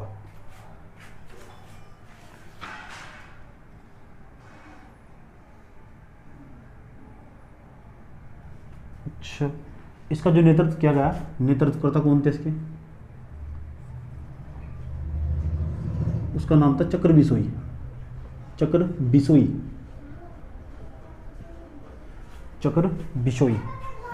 इसका नाम था चक्र बिसोई। कितने विद्रोह हुए आज, 4 विद्रोह हुए ना, है ना, 4 विद्रोह हुए। आइए 5वें विद्रोह की चर्चा करें। 5वां क्या, छठा विद्रोह जाओ। ये छठा विद्रोह सबसे इंपॉर्टेंट विद्रोह, याद रखना, इसे लेकर पेपर में कई बार सवाल पूछेंगे। मैंने बताया विद्रोह दे देता और उनके क्षेत्र या नेतृत्वकर्ता का नाम दे देता सामने, और मैचिंग करने को कहता कि मैच करो कौन कौन सा किस समय हुआ। इसीलिए आप अपने नोट्स है ना, कुछ भी बाहर नहीं जाने वाला। हिस्ट्री पढ़ने के पश्चात मैंने कहा जब मैं पढ़ाता हूँ ना तो बहुत अधिक मात्रा में पढ़ाता हूँ। कॉपी में नहीं बनाऊँ बच्चों। 5वां विद्रोह आज की क्लास का 5वां विद्रोह, उसे बोलते हैं संथाल विद्रोह। संथाल विद्रोह। स्टार लगा देना, स्टार कैसा नहीं लिख देना। संथाल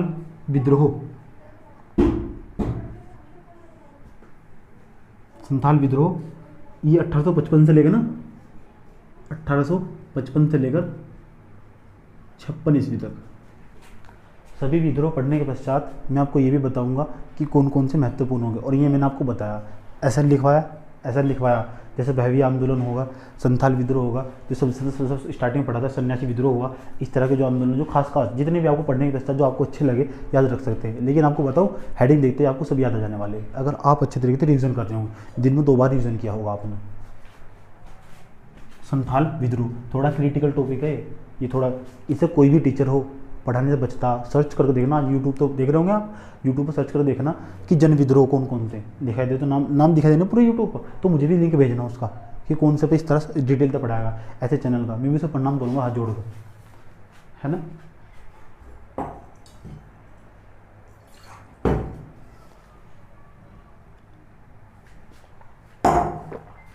चलिए आगे बढ़ाएं कहानी को। तो याद रखना जो संथाल विद्रोह था ना, सबसे तीव्र, ये जनजातीय विद्रोह होता है भी, संथाल विद्रोह सबसे तीव्र और सबसे अधिक विस्तार में फैलने वाला विद्रोह था। बस थोड़ा थोड़ा सा बचा था, याद रखना एक आंदोलन का रूप ले सकता था। यानी सबसे अधिक अगर आपसे पूछा जा सकता जितने भी जन विद्रोह हुए निम्नलिखित में से सबसे तीव्र कौन सा था, तो कौन सा, संथाली विद्रोह। किताब में नहीं लिखा हुआ है बातें, जो बताऊंगा उस चुपचाप पढ़ते जाओ। इसलिए कहता हूँ कुछ बातें ऐसी ही पढ़ने के पश्चात किताब में नहीं दिखाई देगी, वो सिर्फ कौन बताएगा, वो सिर्फ हम बताएंगे, समझे। मुझे कहाँ से पता लगा, मैंने आपसे ज़्यादा पढ़ा, आप सिर्फ एक बुक से पढ़े हुए, मैं 7 या 8 बुक से पढ़ी। स्वतंत्रता संग्राम के ऊपर मुझे पूरी बुक भी पढ़नी पड़ी। पहले मैं पढ़ता था, पढ़ने का मुझे बहुत शौक है, समझे। और ये शौक आपका भी होना चाहिए अगर आप स्टूडेंट हो तो। अच्छा लगेगा आपको, टिक लगा के चल जाओ, आज इतना पढ़ा कल को धीरे पढ़ा। स्वतंत्रता संग्राम के मैंने आरसी मजूमदार साहब की किताब पढ़ी, तो 1857 का स्वतंत्रता जो संग्राम होगा, 1857 का स्वतंत्रता संग्राम एक ऐसा संग्राम दिखाई देगा पूरी दुनिया में। इस पर आज तक सबसे ज़्यादा साहित्य लिखे गए भारतीय इतिहास के अंदर, पूरी दुनिया में सबसे ज़्यादा पहले लिखे गए इस पर, सबसे ज़्यादा पोइट्री, पोएम, सेक्शन सब इस पर लिखे गए, समझे। इसलिए से पढ़ना बहुत ज़्यादा जरूरी है। धीरे धीरे आगे भी जब आपकी जॉब लग जाएगी ना, तो तभी पढ़ाई छोड़ना मत बिल्कुल भी, अपना सर्वश्रेष्ठ लेगा ना। ये डिग्री ले, ये भी ले, ये भी ले, ये भी ले, ये भी ले, ये भी ले, ये भी ले, सारी डिग्रियाँ इकट्ठी कर लेना। राजनीतिज्ञ भी बन, पॉलिटिकल आपके समझ में आना स्टार्ट हुआ, चलो हिस्ट्री से भी कर लेते हैं, चलो जियोग्राफी समझ में आए, जियोग्राफी से भी कर लेते हैं, चलो फिलोसॉफी भी लेते हैं, चलो एथिक्स भी ले लेते हैं, है ना। इस तरह पढ़ाई नहीं रुकनी चाहिए। और क्या, और कहानी को आगे बढ़ाते हैं।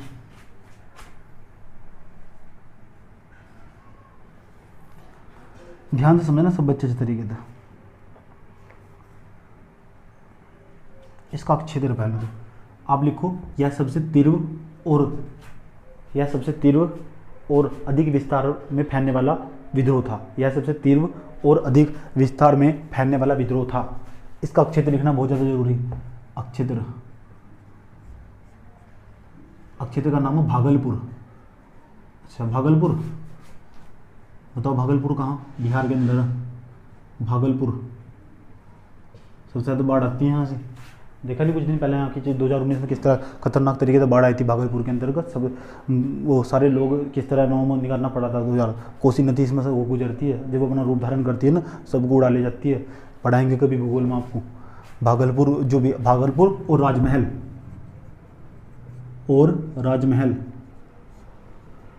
अक्षेत्र का नाम राजमहल। जिले भागलपुर, बिहार का जिला है भागलपुर।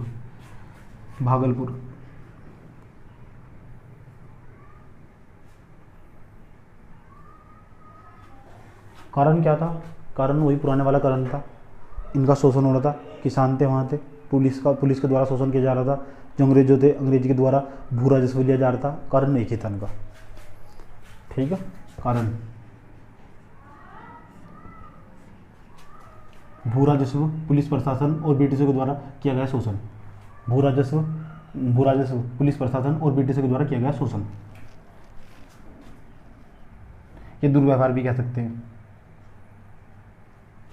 2 व्यक्तियों का नाम लिखना, नेतृत्वकर्ता के। नेतृत्वकर्ता पता कौन थे, नेतृत्वकर्ता पता कौन थे, सिंधु और कान्हू। सिंधु और कान्हू।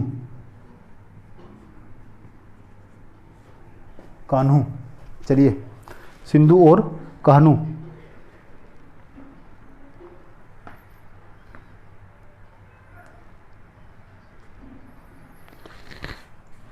देखो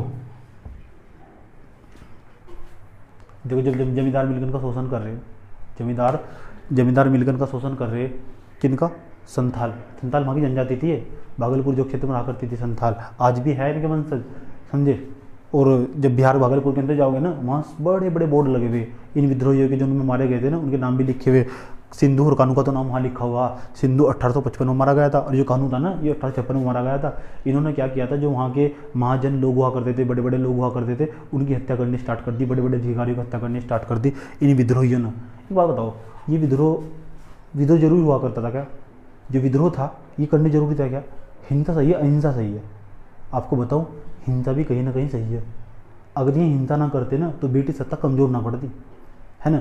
वे जो भारतीय थे ना, उनका वास्तविक चरित्र ना समझ पाती, है ना। कुछ विद्रोह तो यूँ भी कह रहे कि राष्ट्रीय विद्रोह था, कि था ना ये राष्ट्रीय विद्रोह था, कि इनकी देशभक्ति सामने उभर कर आ रही थी। आपको बताऊंगा, मैं पूरी तरह एनालाइज करने वाला हूँ बेटे। पीसीएस ऐसा पर्सन पूछ सको, छोटे छोटे जो एग्जामों में भी ऐसा पर्सन पूछ लेंगे, लेकिन जो यूपीएससी होगा ना, वो ऐसा पर्सन नहीं पूछता, वो एनालाइज करने पर्सन पूछा, सारे विद्रोह पढ़ के एक लाइन पूछा, समझिए। इसे कहते हैं यूपीएससी। लेकिन जब आप सारे विद्रोह पढ़ लेंगे तो उसका आंसर भी आप देने की स्थिति में होंगे। नेतृत्व करता कौन? सिंधु और कानू। फैक्ट जितने होंगे कम याद करना, जो फैक्ट्स होंगे। और देखा भी होगा आपने, मैं फैक्ट्स पर कम लेकिन एनालाइज पर ध्यान देता हूँ। और एक अधिकारी की यही सोच होनी चाहिए, यू एनालाइज पर ज़्यादा ध्यान देगा, समझिए। जब स्टेट पीसीएस दोगे ना, आप कॉपी को एक बार पढ़ लेना, दोबारा पढ़ने की कोई जरूरत नहीं है।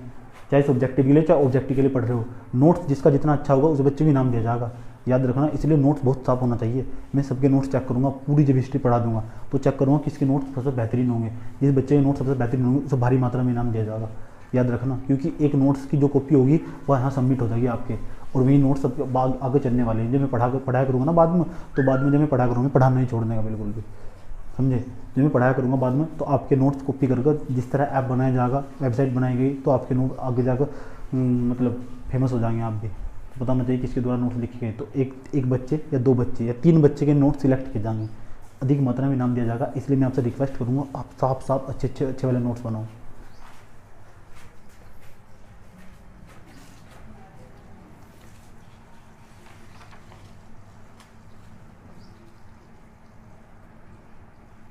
चलिए, 1855 में कौन मारा गया?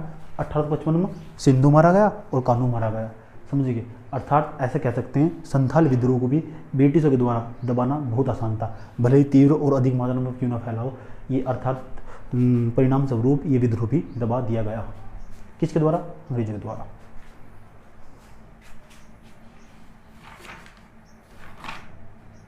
चलिए कहानी को आगे बढ़ाएं। कितने विद्रोह पढ़ाए? 5। एक और विद्रोह, छठी हेडिंग बनाइए, इसे भी पढ़ना बहुत ज़्यादा जरूरी है।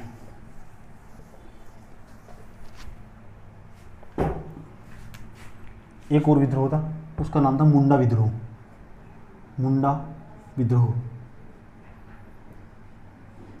सन इतना महत्वपूर्ण नहीं है, सन मेरे भी याद नहीं लगता और आपको भी याद नहीं करने।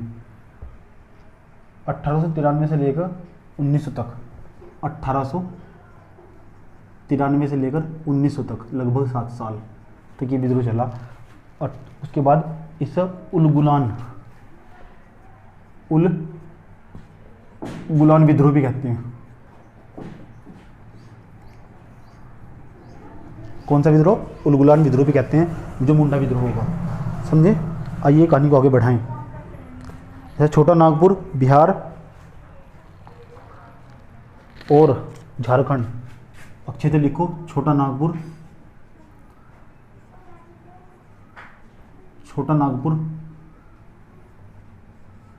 बिहार और झारखंड,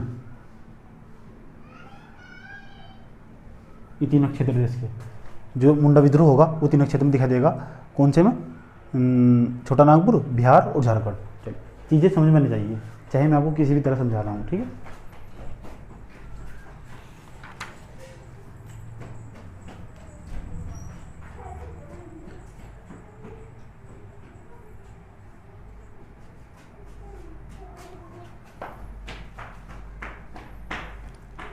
एक व्यक्ति थे जिसके नेतृत्व करता थे ना, इसके नेतृत्व करता थे बिसरा मुंडा। अच्छा इसकी कहानी सुना, कहानी बड़ी इंटरेस्टिंग है इसकी। बिसरा, याद आया चलो मुझे, बिसरा मुंडा। देखो जो बिसरा मुंडा हुआ करते थे ना, ये आज के समय में जो दिखाई देगा ना, बिसरा मुंडा जो ऐसे लोग थे ये क्या हुआ करते थे, इनकी कहानी सुनो, कहानी बड़ी इंटरेस्टिंग है इसकी। इनके ना ये अपने आप को स्वयं को भगवान मानते थे, है ना, और ये सब स्वयं को भगवान मानते थे। तो इन्होंने एक बहुत बड़ा ग्रुप बनाया और ऐसा मानते थे कि इनके सिर्फ भगवान आया, भगवान आया, भगवान आया। सब आसपास के जो लोग हुआ करते थे ना, जो मुंडा जनजाति थी वहाँ की, इस क्षेत्र की, छोटा नागपुर, बिहार, झारखंड, खासकर छोटा नागपुर के क्षेत्र के जो लोग थे ना वहाँ से, ये बहुत मानते थे, भगवान को बहुत मानते। और आज भी दिखाई देगी यहाँ की प्रकृति दिखाई देगी कहीं ना कहीं, इसके सिरायन करे भगवान आया, भगवान आया, भगवान ने कहा इन अंग्रेजों को भगाओ, अंग्रेजों को भगाओ। अधिक मात्रा में चंदा भी इकट्ठा कर लिया, चंदा भी इकट्ठा करना स्टार्ट कर दिया। और चंदा इसलिए इकट्ठा करना स्टार्ट कर दिया ताकि इस विद्रोह को आगे बढ़ाया जा सके और अधिक मात्रा में बढ़ाया जा सके इस विद्रोह को अधिक समय तक। अपने आप को जो बिसरा मुंडा थे इन्होंने अपने आप को भगवान मानना स्टार्ट कर दिया और अपने आप भगवान मानना स्टार्ट कर दिया। उलगुलान बोलते थे ना, तो सुनो ध्यान लगा, अच्छा तो बिसरा जो मुंडा थे, बिसरा मुंडा के जो सिर्फ भगवान आया तो लोगों ने पैसे इकट्ठे करने स्टार्ट कर दिए। लेकिन आपको बताऊँ हो कुछ भी, चाहे है तो अंधविश्वास थी, साइंस तो इस बात को मानता नहीं, है ना।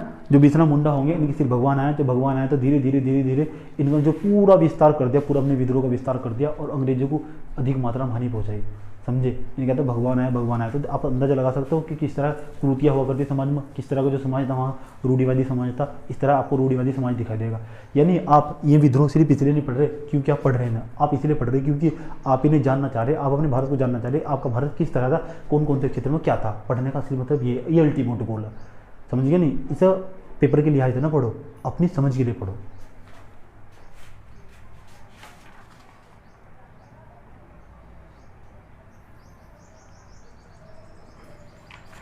मुझे लगा इसके बारे में इतना ही पढ़ना बहुत है।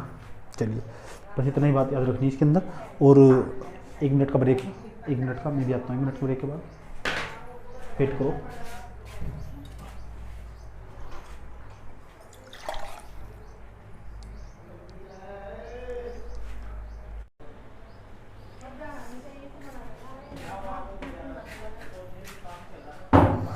तो स्टार्ट करें। तो अब तक हमने जितने भी विद्रोह थे मैं समाप्त कर लिए, 1 मिनट का ब्रेक था भी इसमें। अब तक हमने जितने भी विद्रोह थे ये समाप्त कर लिए।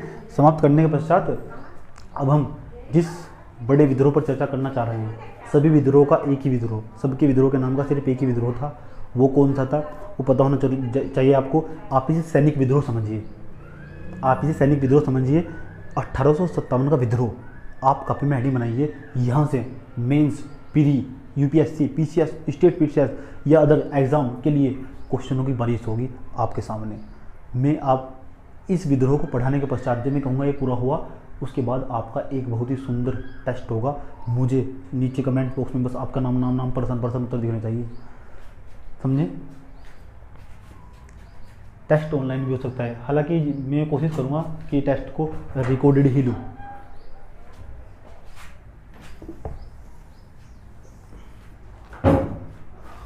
अब कॉपी में हेडिंग बनाइए बच्चों, 1857 का विद्रोह, 1857 का विद्रोह, 1857 का विद्रोह या 1857 का स्वतंत्रता संग्राम। स्वतंत्रता संग्राम ये सबसे अधिक, आप इसे विद्रोह या आंदोलन भी कह सकते हैं। आंदोलन तो कहना सही नहीं होगा, क्यों। 1857 का विद्रोह, 1857 का जो विद्रोह था, हालांकि इसे भी दबा दिया गया था ब्रिटिशों के द्वारा। अंत में देखोगे इसका जो परिणाम निकलने वाला ना, इस विद्रोह को भी दबा दिया गया। 1857 का जो विद्रोह दिखा देगा आपको, इस विद्रोह को भी दबा दिया गया। आप अगर आप इसका परिणाम देखने वाले हो।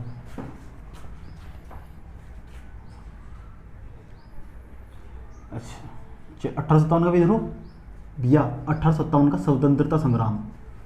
स्वतंत्रता संग्राम, संग्राम का मतलब एक ग्रुप या संगठन बनाना जो स्वतंत्रता की ओर ले जाता हो भारत को, या भारत के व्यक्तियों को औपनिवेशिक सत्ता से मुक्ति का निर्माण करता हो। इस तरह का विद्रोह स्वतंत्रता संग्राम कहलाता है।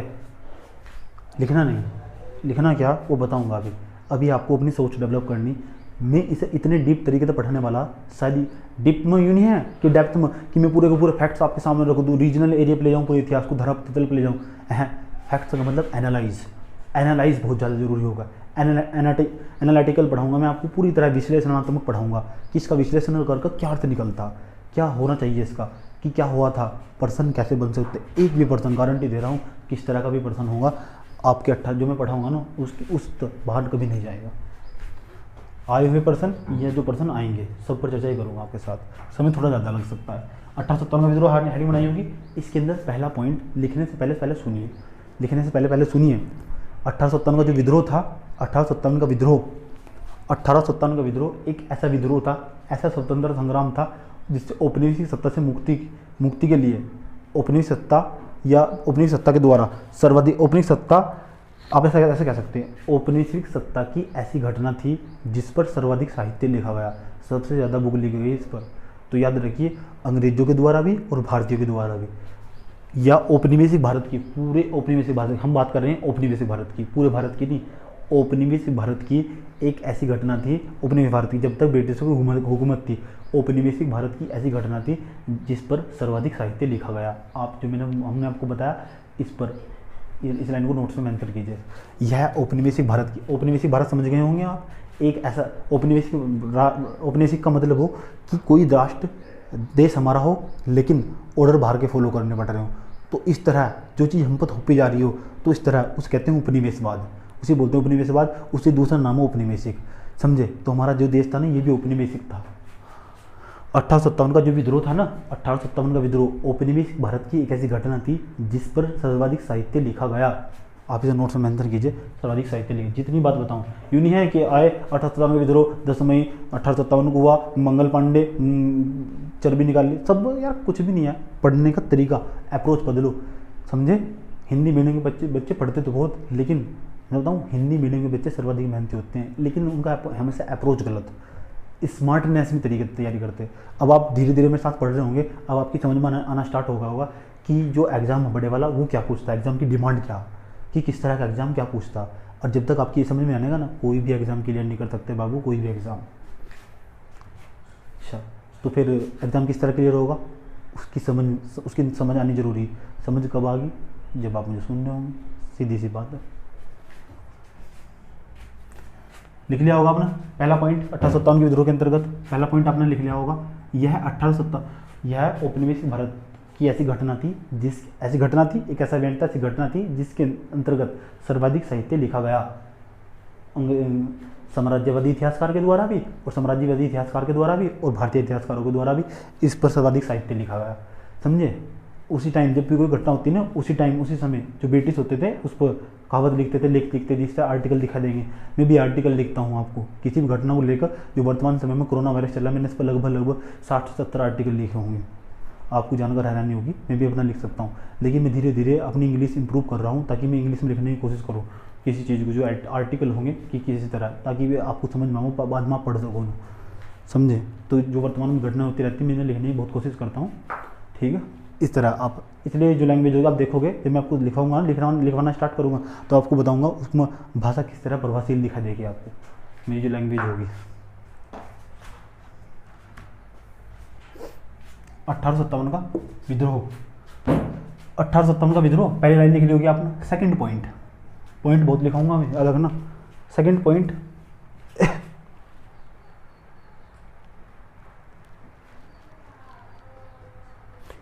साहित्य तो लिख लिया।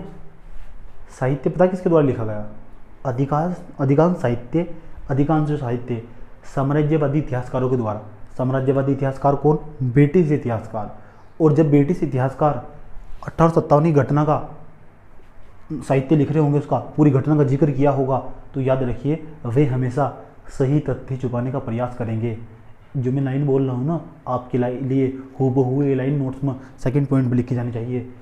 याद रखिए, जब भी ब्रिटिश इतिहासकार या साम्राज्यवादी इतिहासकार कहना उचित होगा, साम्राज्यवादी इतिहासकार जब भी 1857 के विद्रोह पर कोई भी साहित्य लिखेंगे या लिखे गए थे, तो याद रखिए वे हमेशा ब्रिटिशों के पक्ष में साहित्य को लिखेंगे और सही तथ्य छुपाने का प्रयास करेंगे। भारतीय इतिहासकार ऐसा नहीं करेंगे। जिस भारतीय इतिहासकार को भी ऐसा कहा जाएगा, वो अपने पद से इस्तीफा दे देगा ब्रिटिशों के समय, समझे। अभी 1857 घटना का जिक्र किया क्या, नहीं किया, हमने बताया स्टार्टिंग में पहले आपको एनालाइज करवाऊंगा। एनालाइज सबसे महत्वपूर्ण होगा। मेरा पढ़ाने का अप्रोच हमेशा भविष्य को ध्यान में रखकर होगा। मैं आपको जो भी चीज़ पढ़ाऊंगा वो बहुत ही समग्र होगी। ऐसा नोट्स आपको कहीं नहीं दिखाई देगा, समझे। तो आप से मेरा रिक्वेस्ट है, जो मैं आपको पढ़ा रहा हूँ आपको उस लेक्चर के प्रति बहुत ही संवेदनशील होना होगा और बहुत ही सीरियसनेस होकर उस लेक्चर को देखना होगा और नोट्स बनाने होंगे और रिवीजन करना होगा।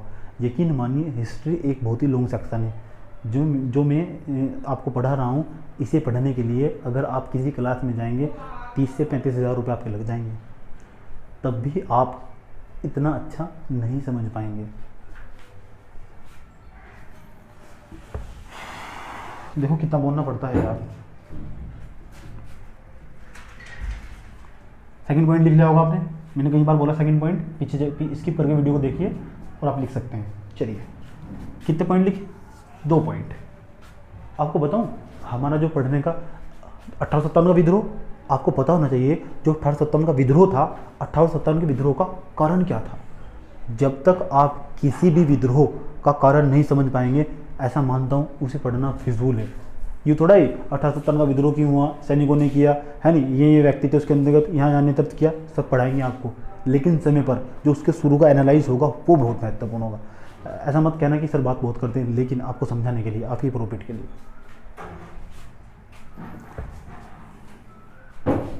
दिन आपके अच्छे चल रहे हैं, अच्छे दिन चल रहे हैं पढ़ाई के लिहाज से देखा जाए तो अच्छे दिन चल रहे हैं। क्यों? क्योंकि आपको क्लास का समय फुल मिल रहा है।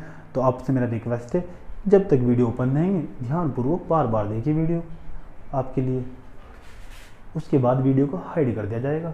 क्यों? क्योंकि मैं अपनी मेहनत का दोहन नहीं करना चाहूँगा, समझ गए।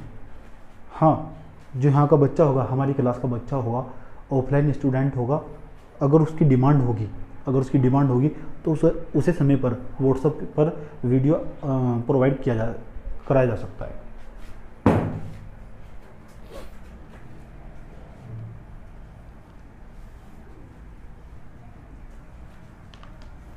देखना बेटा, एक दिन पढ़ते पढ़ते बहुत दूर निकल जाओगे। जब पूरा इतिहास पढ़ लोगे ना, पूरे जियोग्राफी, इकोनॉमिक्स जितने पढ़ लिया, जिस दिन भी मैंने इकोनॉमिक्स पढ़ा दिया, हवा सरका दूंगा आपकी। उस दिन जिससे वर्तमान सरकार होगी ना, वर्तमान सरकार का वास्तविक चरित्र आपके सामने उभर कर आएगा पूरा का पूरा। ये तो करे कि हमारे पास वो नहीं है, मैंने बोला संसाधन सीमित है, मेरे पास एलईडी है, एलईडी बोर्ड वाला बोर्ड होता है ना, आपको दिखाता कि क्या चल रहा है इसके अंदर, है ना। वर्तमान सरकार और जो गत वर्ष की सरकार थी उसमें क्या फ़र्क दिखा देगा आपको, क्या डिफरेंस दिखा देगा, है ना। जो सरकार को पक्ष में लेते हैं ना, पक्ष में लेते हैं, विपक्ष में लेते हैं, पता लग जाएगा आपको क्या अंतर दोनों में। हालांकि मैं अब न्यूट्रल हूँ, मुझे किसी से कोई मतलब नहीं है। और एक सोच यही होनी चाहिए स्टूडेंट की, तो क्यों तो न्यूट्रल होना चाहिए, सही को सही और गलत को गलत।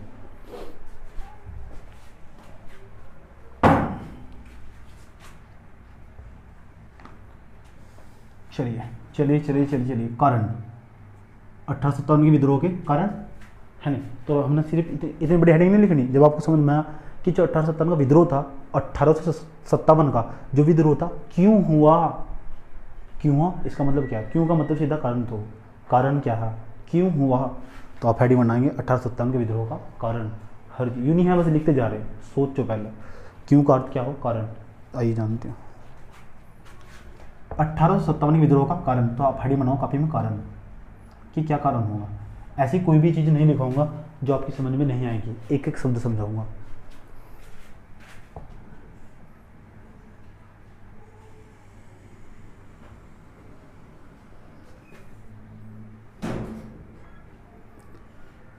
इस तरह आप डायग्राम बनाएंगे अपनी कॉपी में। याद रखिए, मेरे द्वारा बनाया गया हुआ डायग्राम किसी भी बुक में नहीं मिलेगा।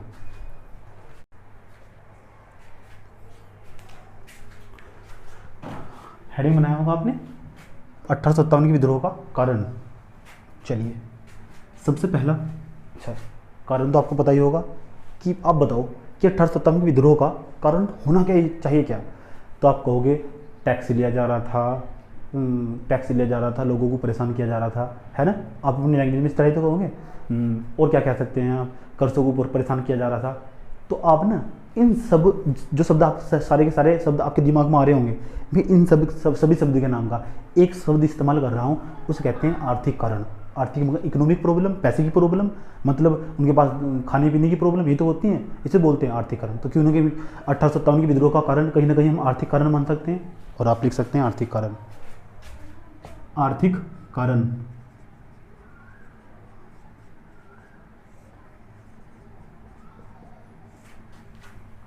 That is the economic reason. Okay, अच्छा, एक आर्थिक कारण तो कहीं ना कहीं आपको जो औपनिवेशिक सत्ता थी वो अपना प्रशासन यहाँ स्थापित करना चाहती थी, अपनी राजनीतिक सत्ता स्थापित करना चाहती थी, राजनीतिक सत्ता स्थापित करना चाहते थे। तो कहीं ना कहीं 1857 के विद्रोह का कारण आपको कहीं ना कहीं राजनीतिक कारण भी दिखाई देगा। तो आप नंबर 2 लिख सकते हैं, राजनीतिक कारण।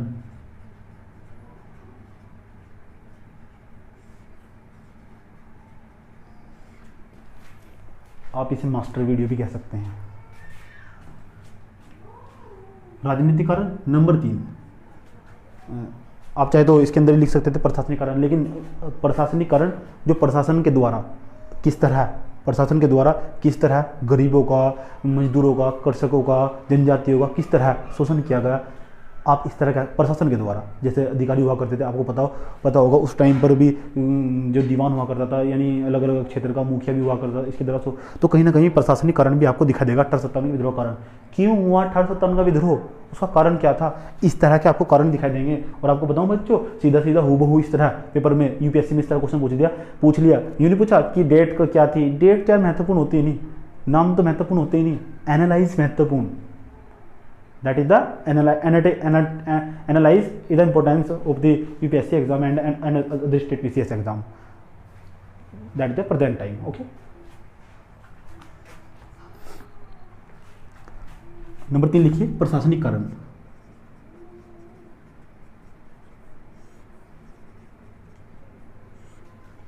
नंबर 4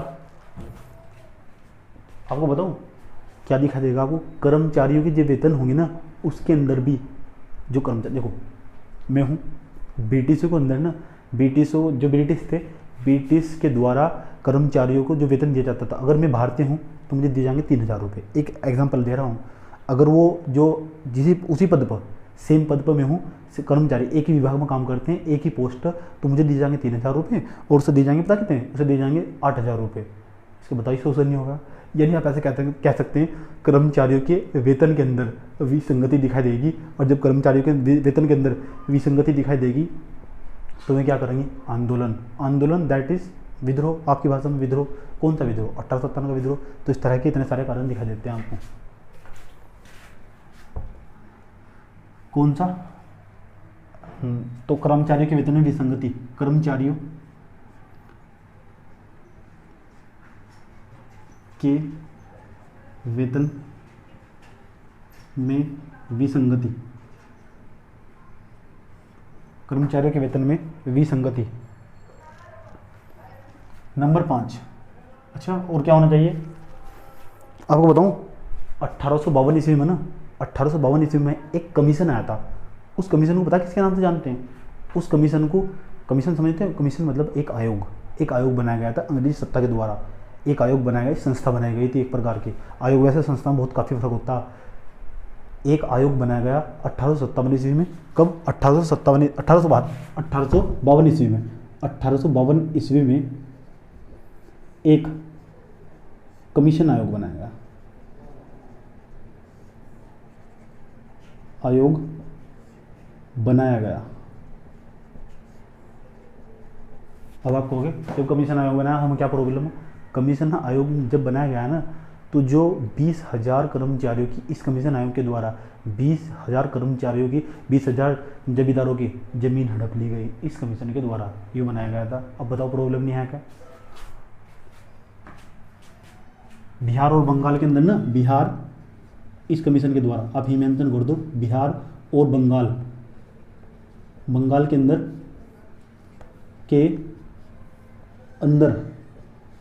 बिहार और बंगाल के अंदर, इसमें बता कौन थे, डलहौजी थे उस टाइम, डलहौजी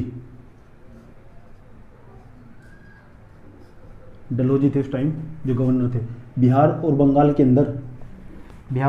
अंदर 20,000 जमींदारों की ज़मीन छीन ली गई या हड़प ली गई। इसे कहते हैं डलहौजी की हड़प नीति। बताऊंगा चलो बाद में।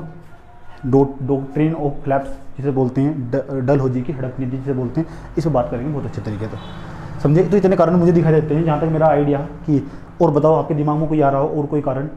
लेकिन आपसे प्रश्न पूछा गया निम्नलिखित में से, देखो प्रश्न सुनना ध्यान से, 1857 के विद्रोह का निम्नलिखित में से कौन सा तात्कालिक कारण था? कौन सा तात्कालिक कारण था? तो याद रखना जो तात्कालिक कारण था वो था सैनिक विद्रोह, है ना। कौन सा विद्रोह था? सैनिक विद्रोह। तात्कालिक कारण, तात्कालिक का मतलब जो तुरंत हुआ था, समझे। तो आप एक पॉइंट और मेंशन कर देना 6 नंबर पर, जो नंबर 6 होगा, नंबर 6 के अंदर लिखना तात्कालिक कारण।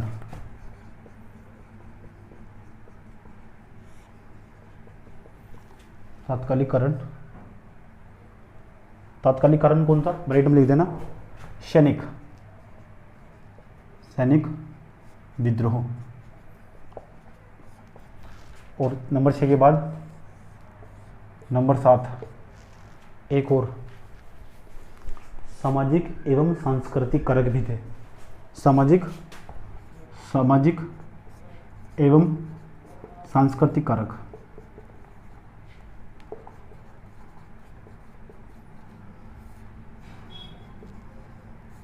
सामाजिक एवं सांस्कृतिक कारक, तो कितने कारण? एक आधा और आपके याद आ रहा तो बताओ मुझे, क्या कारण हो सके? इतने कारण। आपने पढ़ा नहीं ना, तो आपको अभी नहीं पता कितने कारण हो सके। तो इतने कारण होंगे ही होंगे, आप याद रखना, समझे। तो 1 से लेकर 6 तक के कारण हमने आपको बताया। क्या अभी 1857 का विद्रोह हुआ? क्या नहीं हुआ ना। सिर्फ क्या कर रहे हैं? एनालाइज कर रहे हैं। जो डायग्राम बोर्ड पर बनाया गया ना, हूबहू ऐसा ही डायग्राम, काफ़ी जितनी साफ होगी आपको इनाम मिलेगा। 3 बच्चों को सिलेक्ट किया जाएगा। कितने बच्चे? 3 बच्चों को, उन्हें काफ़ी भारी मात्रा में इनाम दिया जाएगा। जिसकी भी नोट्स अच्छे होंगे, है ना, जिसके भी नोट्स अच्छे होंगे उसको काफ़ी भारी मात्रा में इनाम दिया जाएगा। इतनी बातें आपको पता होनी चाहिए। कारण 1857 के विद्रोह कारण क्या हो? एक तो आर्थिक कारण तो होगा ही होगा, सबको पैसे की प्रॉब्लम थी, है ना, खाने पीने की प्रॉब्लम सबको थी। तो याद रखना कि आर्थिक कारण था, इकोनॉमिक प्रॉब्लम जिसे बोलते हैं। अच्छा, और क्या था? राजनीतिक कारण भी आपको दिखाई देगा कहीं ना कहीं, प्रशासनिक कारण भी दिखाई देगा, कर्मचारी के वेतन में विसंगति भी दिखाई देगी आपको। और क्या दिखाई देगा? 1852 में एक कमीशन बनाया गया था। उस कमीशन के द्वारा डलहौजी के द्वारा बंगाल और बिहार के जो कर्मचारी होते जमींदार की 20,000 जमींदारों की जमीन हड़प ली गई थी। चलिए, और क्या तात्कालिक कारण भी दिखाई देगा। इसका 1857 के विद्रोह का जो प्रमुख कारण था वो तात्कालिक कारण ही होगा।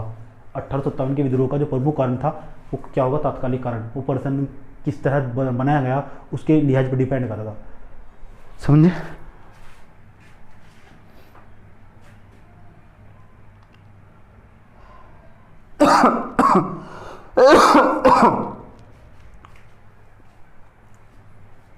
समझे। चलिए, सॉरी,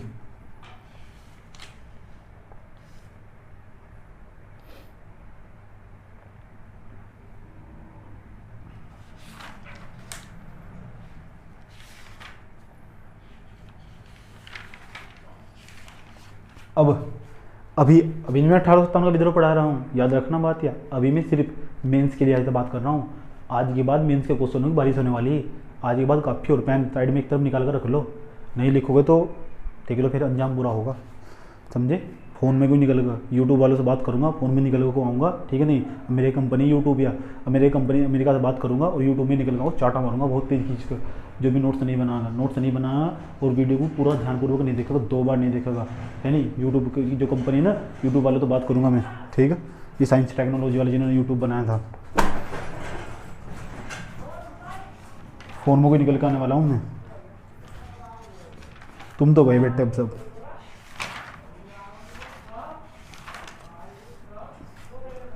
किसे पढ़ना चाहिए अब? आर्थिक कारण क्या होगा, राजनीतिक कारण क्या हो सकते हैं, प्रशासनिक कारण क्या हो सकते हैं, कर्मचारियों के वेतन में किस तरह की विसंगति दिखाई देगी, कमीशन, चलो इसे तो स्टडी ना करना। सामाजिक और सांस्कृतिक कारण क्या होंगे, तात्कालिक कारण क्या होंगे, इन स्टडी करते हैं थोड़ा बाद में पढ़ लेंगे। 1857 का विद्रोह करना भी चाहिए, कॉपी में हेडिंग बनाओ आर्थिक कारण। इस डायग्राम को बनाने के पश्चात हेडिंग बनाओ कॉपी में आर्थिक कारण क्या, आर्थिक कारण क्या होगा, आर्थिक कारण क्या होगा। इसका जो आर्थिक कारण होगा क्या दिखाई देगा, आर्थिक कारण। नंबर 1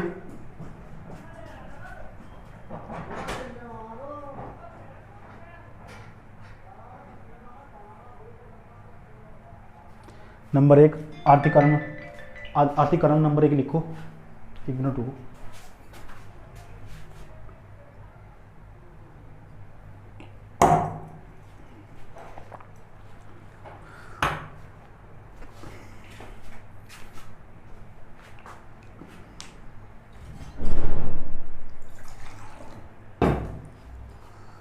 आर्थिकरण, आप बताओ आर्थिकरण क्या होना चाहिए?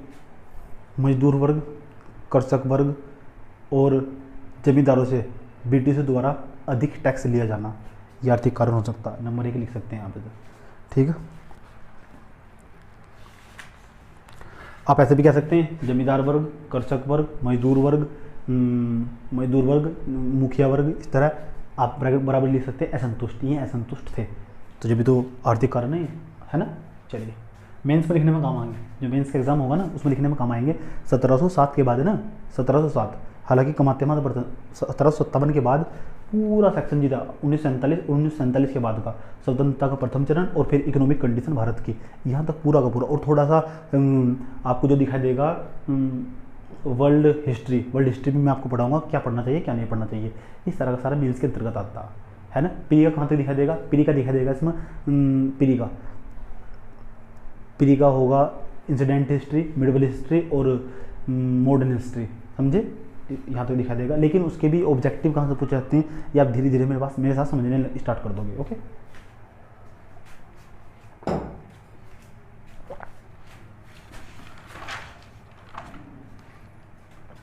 अब ये तो आएगा यानी ये तो प्रश्न नहीं आएगा कि 1857 का विद्रोह कब हुआ, 10 मई 1857 को हुआ, ये इजी क्वेश्चन है। That is the coming soon in the KBC exam, कौन बनेगा करोड़पति आएगा।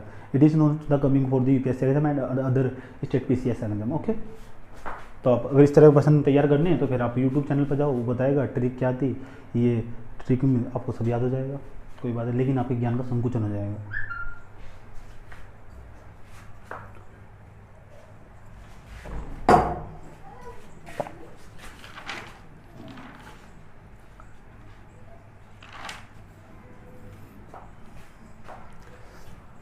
अच्छा, आपके दिमाग पर प्रश्न चाहिए, अब बुक खोल कर देखना, बुक खोल कर देखना, इस तरह दिखाई दे ना, इस तरह नहीं समझ सकते, लिखा हुआ दिखाई दे सकता किसी किसी बुक में, एनसीईआरटी में नहीं इस तरह दिखाई दे। हालांकि पेपर में प्रश्न यहीं से आएंगे, पेपर में जो प्रश्न आएंगे यहीं से आएंगे। देखना जब कल के बाद, कल मैं 1857 का विद्रोह पूरा समाप्त कर सकता हूँ, उसके बाद जब मैं आपको टेस्ट लूँगा ना तो आप देखना, आप हैरान में पड़ जाओगे कि यार बताओ सारे क्वेश्चन जितने भी पीसीएस के एग्जाम में सारे प्रश्न यहीं से आए। अगर सर अगर हम आपके पास पढ़ लेते फिर तो रियलिटी है, इसे कोई रोक नहीं सकता। जब आप 10th 12th 11th ये एग्ज़ाम देने के लिए गए है नहीं, जो 9th क्लास आप मेरे पास पढ़े होंगे उसमें पर्सन नहीं बाहर आया, तो फिर यहाँ तो क्या बाहर आ गया, तो सब्जेक्टिव है। जब हमने टेक्निकल सब्जेक्ट नहीं छोड़ा तो फिर सब्जेक्टिव कैसे छोड़ सकते हैं, समझे। तो पहला पॉइंट लिखा अपना, चलो बहुत हुआ, आप भी नहीं सहन कर पाओगे कितना। आर्थिक कारण कल पढ़ने वाले, राजनीतिक कारण भी, प्रशासनिक कारण, कर्मचारियों में वेतन में विसंगति और ये सब ये कल स्टडी करने वाले हैं, है ना। तो आज हमने 1857 का विद्रोह स्टार्ट किया, तो कल भी हम 1857 के विद्रोह की चर्चा जारी रखेंगे आप मेरे साथ। लेकिन मुझे आपकी प्रतिक्रियाएँ नहीं मिल रही हैं कि मैं किस तरह पढ़ा रहा हूँ, कैसे पढ़ा रहा हूँ, समझे, किस तरह मैं आपके लिए कितनी मेहनत कर रहा हूँ। शायद ही कभी आपके लिए कोई टीचर इतनी मेहनत कर पाएगा। मेरा गला ख़राब है, तबीयत मेरी ज़्यादा अच्छी नहीं है, लेकिन मैं फिर पढ़ाने की पूरी कोशिश कर रहा हूँ। 4 से 5 घंटे का क्लास लिया मैंने, समझे, और लगभग इतने ही घंटे क्लास ली जाती है लोग, ऐसा डेली रोज़ इतने ही घंटे क्लास ली जाती है, समझे। तो आपकी प्रतिक्रिया मुझे मिलनी चाहिए। आप जो आंसर राइटिंग करेंगे कल के पश्चात परसों, यानी 2 दिन बाद जो आंसर राइटिंग करेंगे आप, उस आंसर राइटिंग का आप मुझे व्हाट्सअप सेंड करते रहिए, मैं आपको बताऊँगा कि किस तरह क्या क्या प्रॉब्लम हो सकती है। और हाँ, आप सभी से रिक्वेस्ट है, कृपया A4 साइज की सीट और आप वाइट पेपर पर लिखिए और रेड पेन मत यूज़ कीजिए। आप ब्लैक पेन और ब्लू पेन यूज़ कर सकते हैं और पेंसिल का इस्तेमाल कर सकते हैं कहीं कहीं, समझे। जहाँ गलत होगा हम आपको बताएंगे।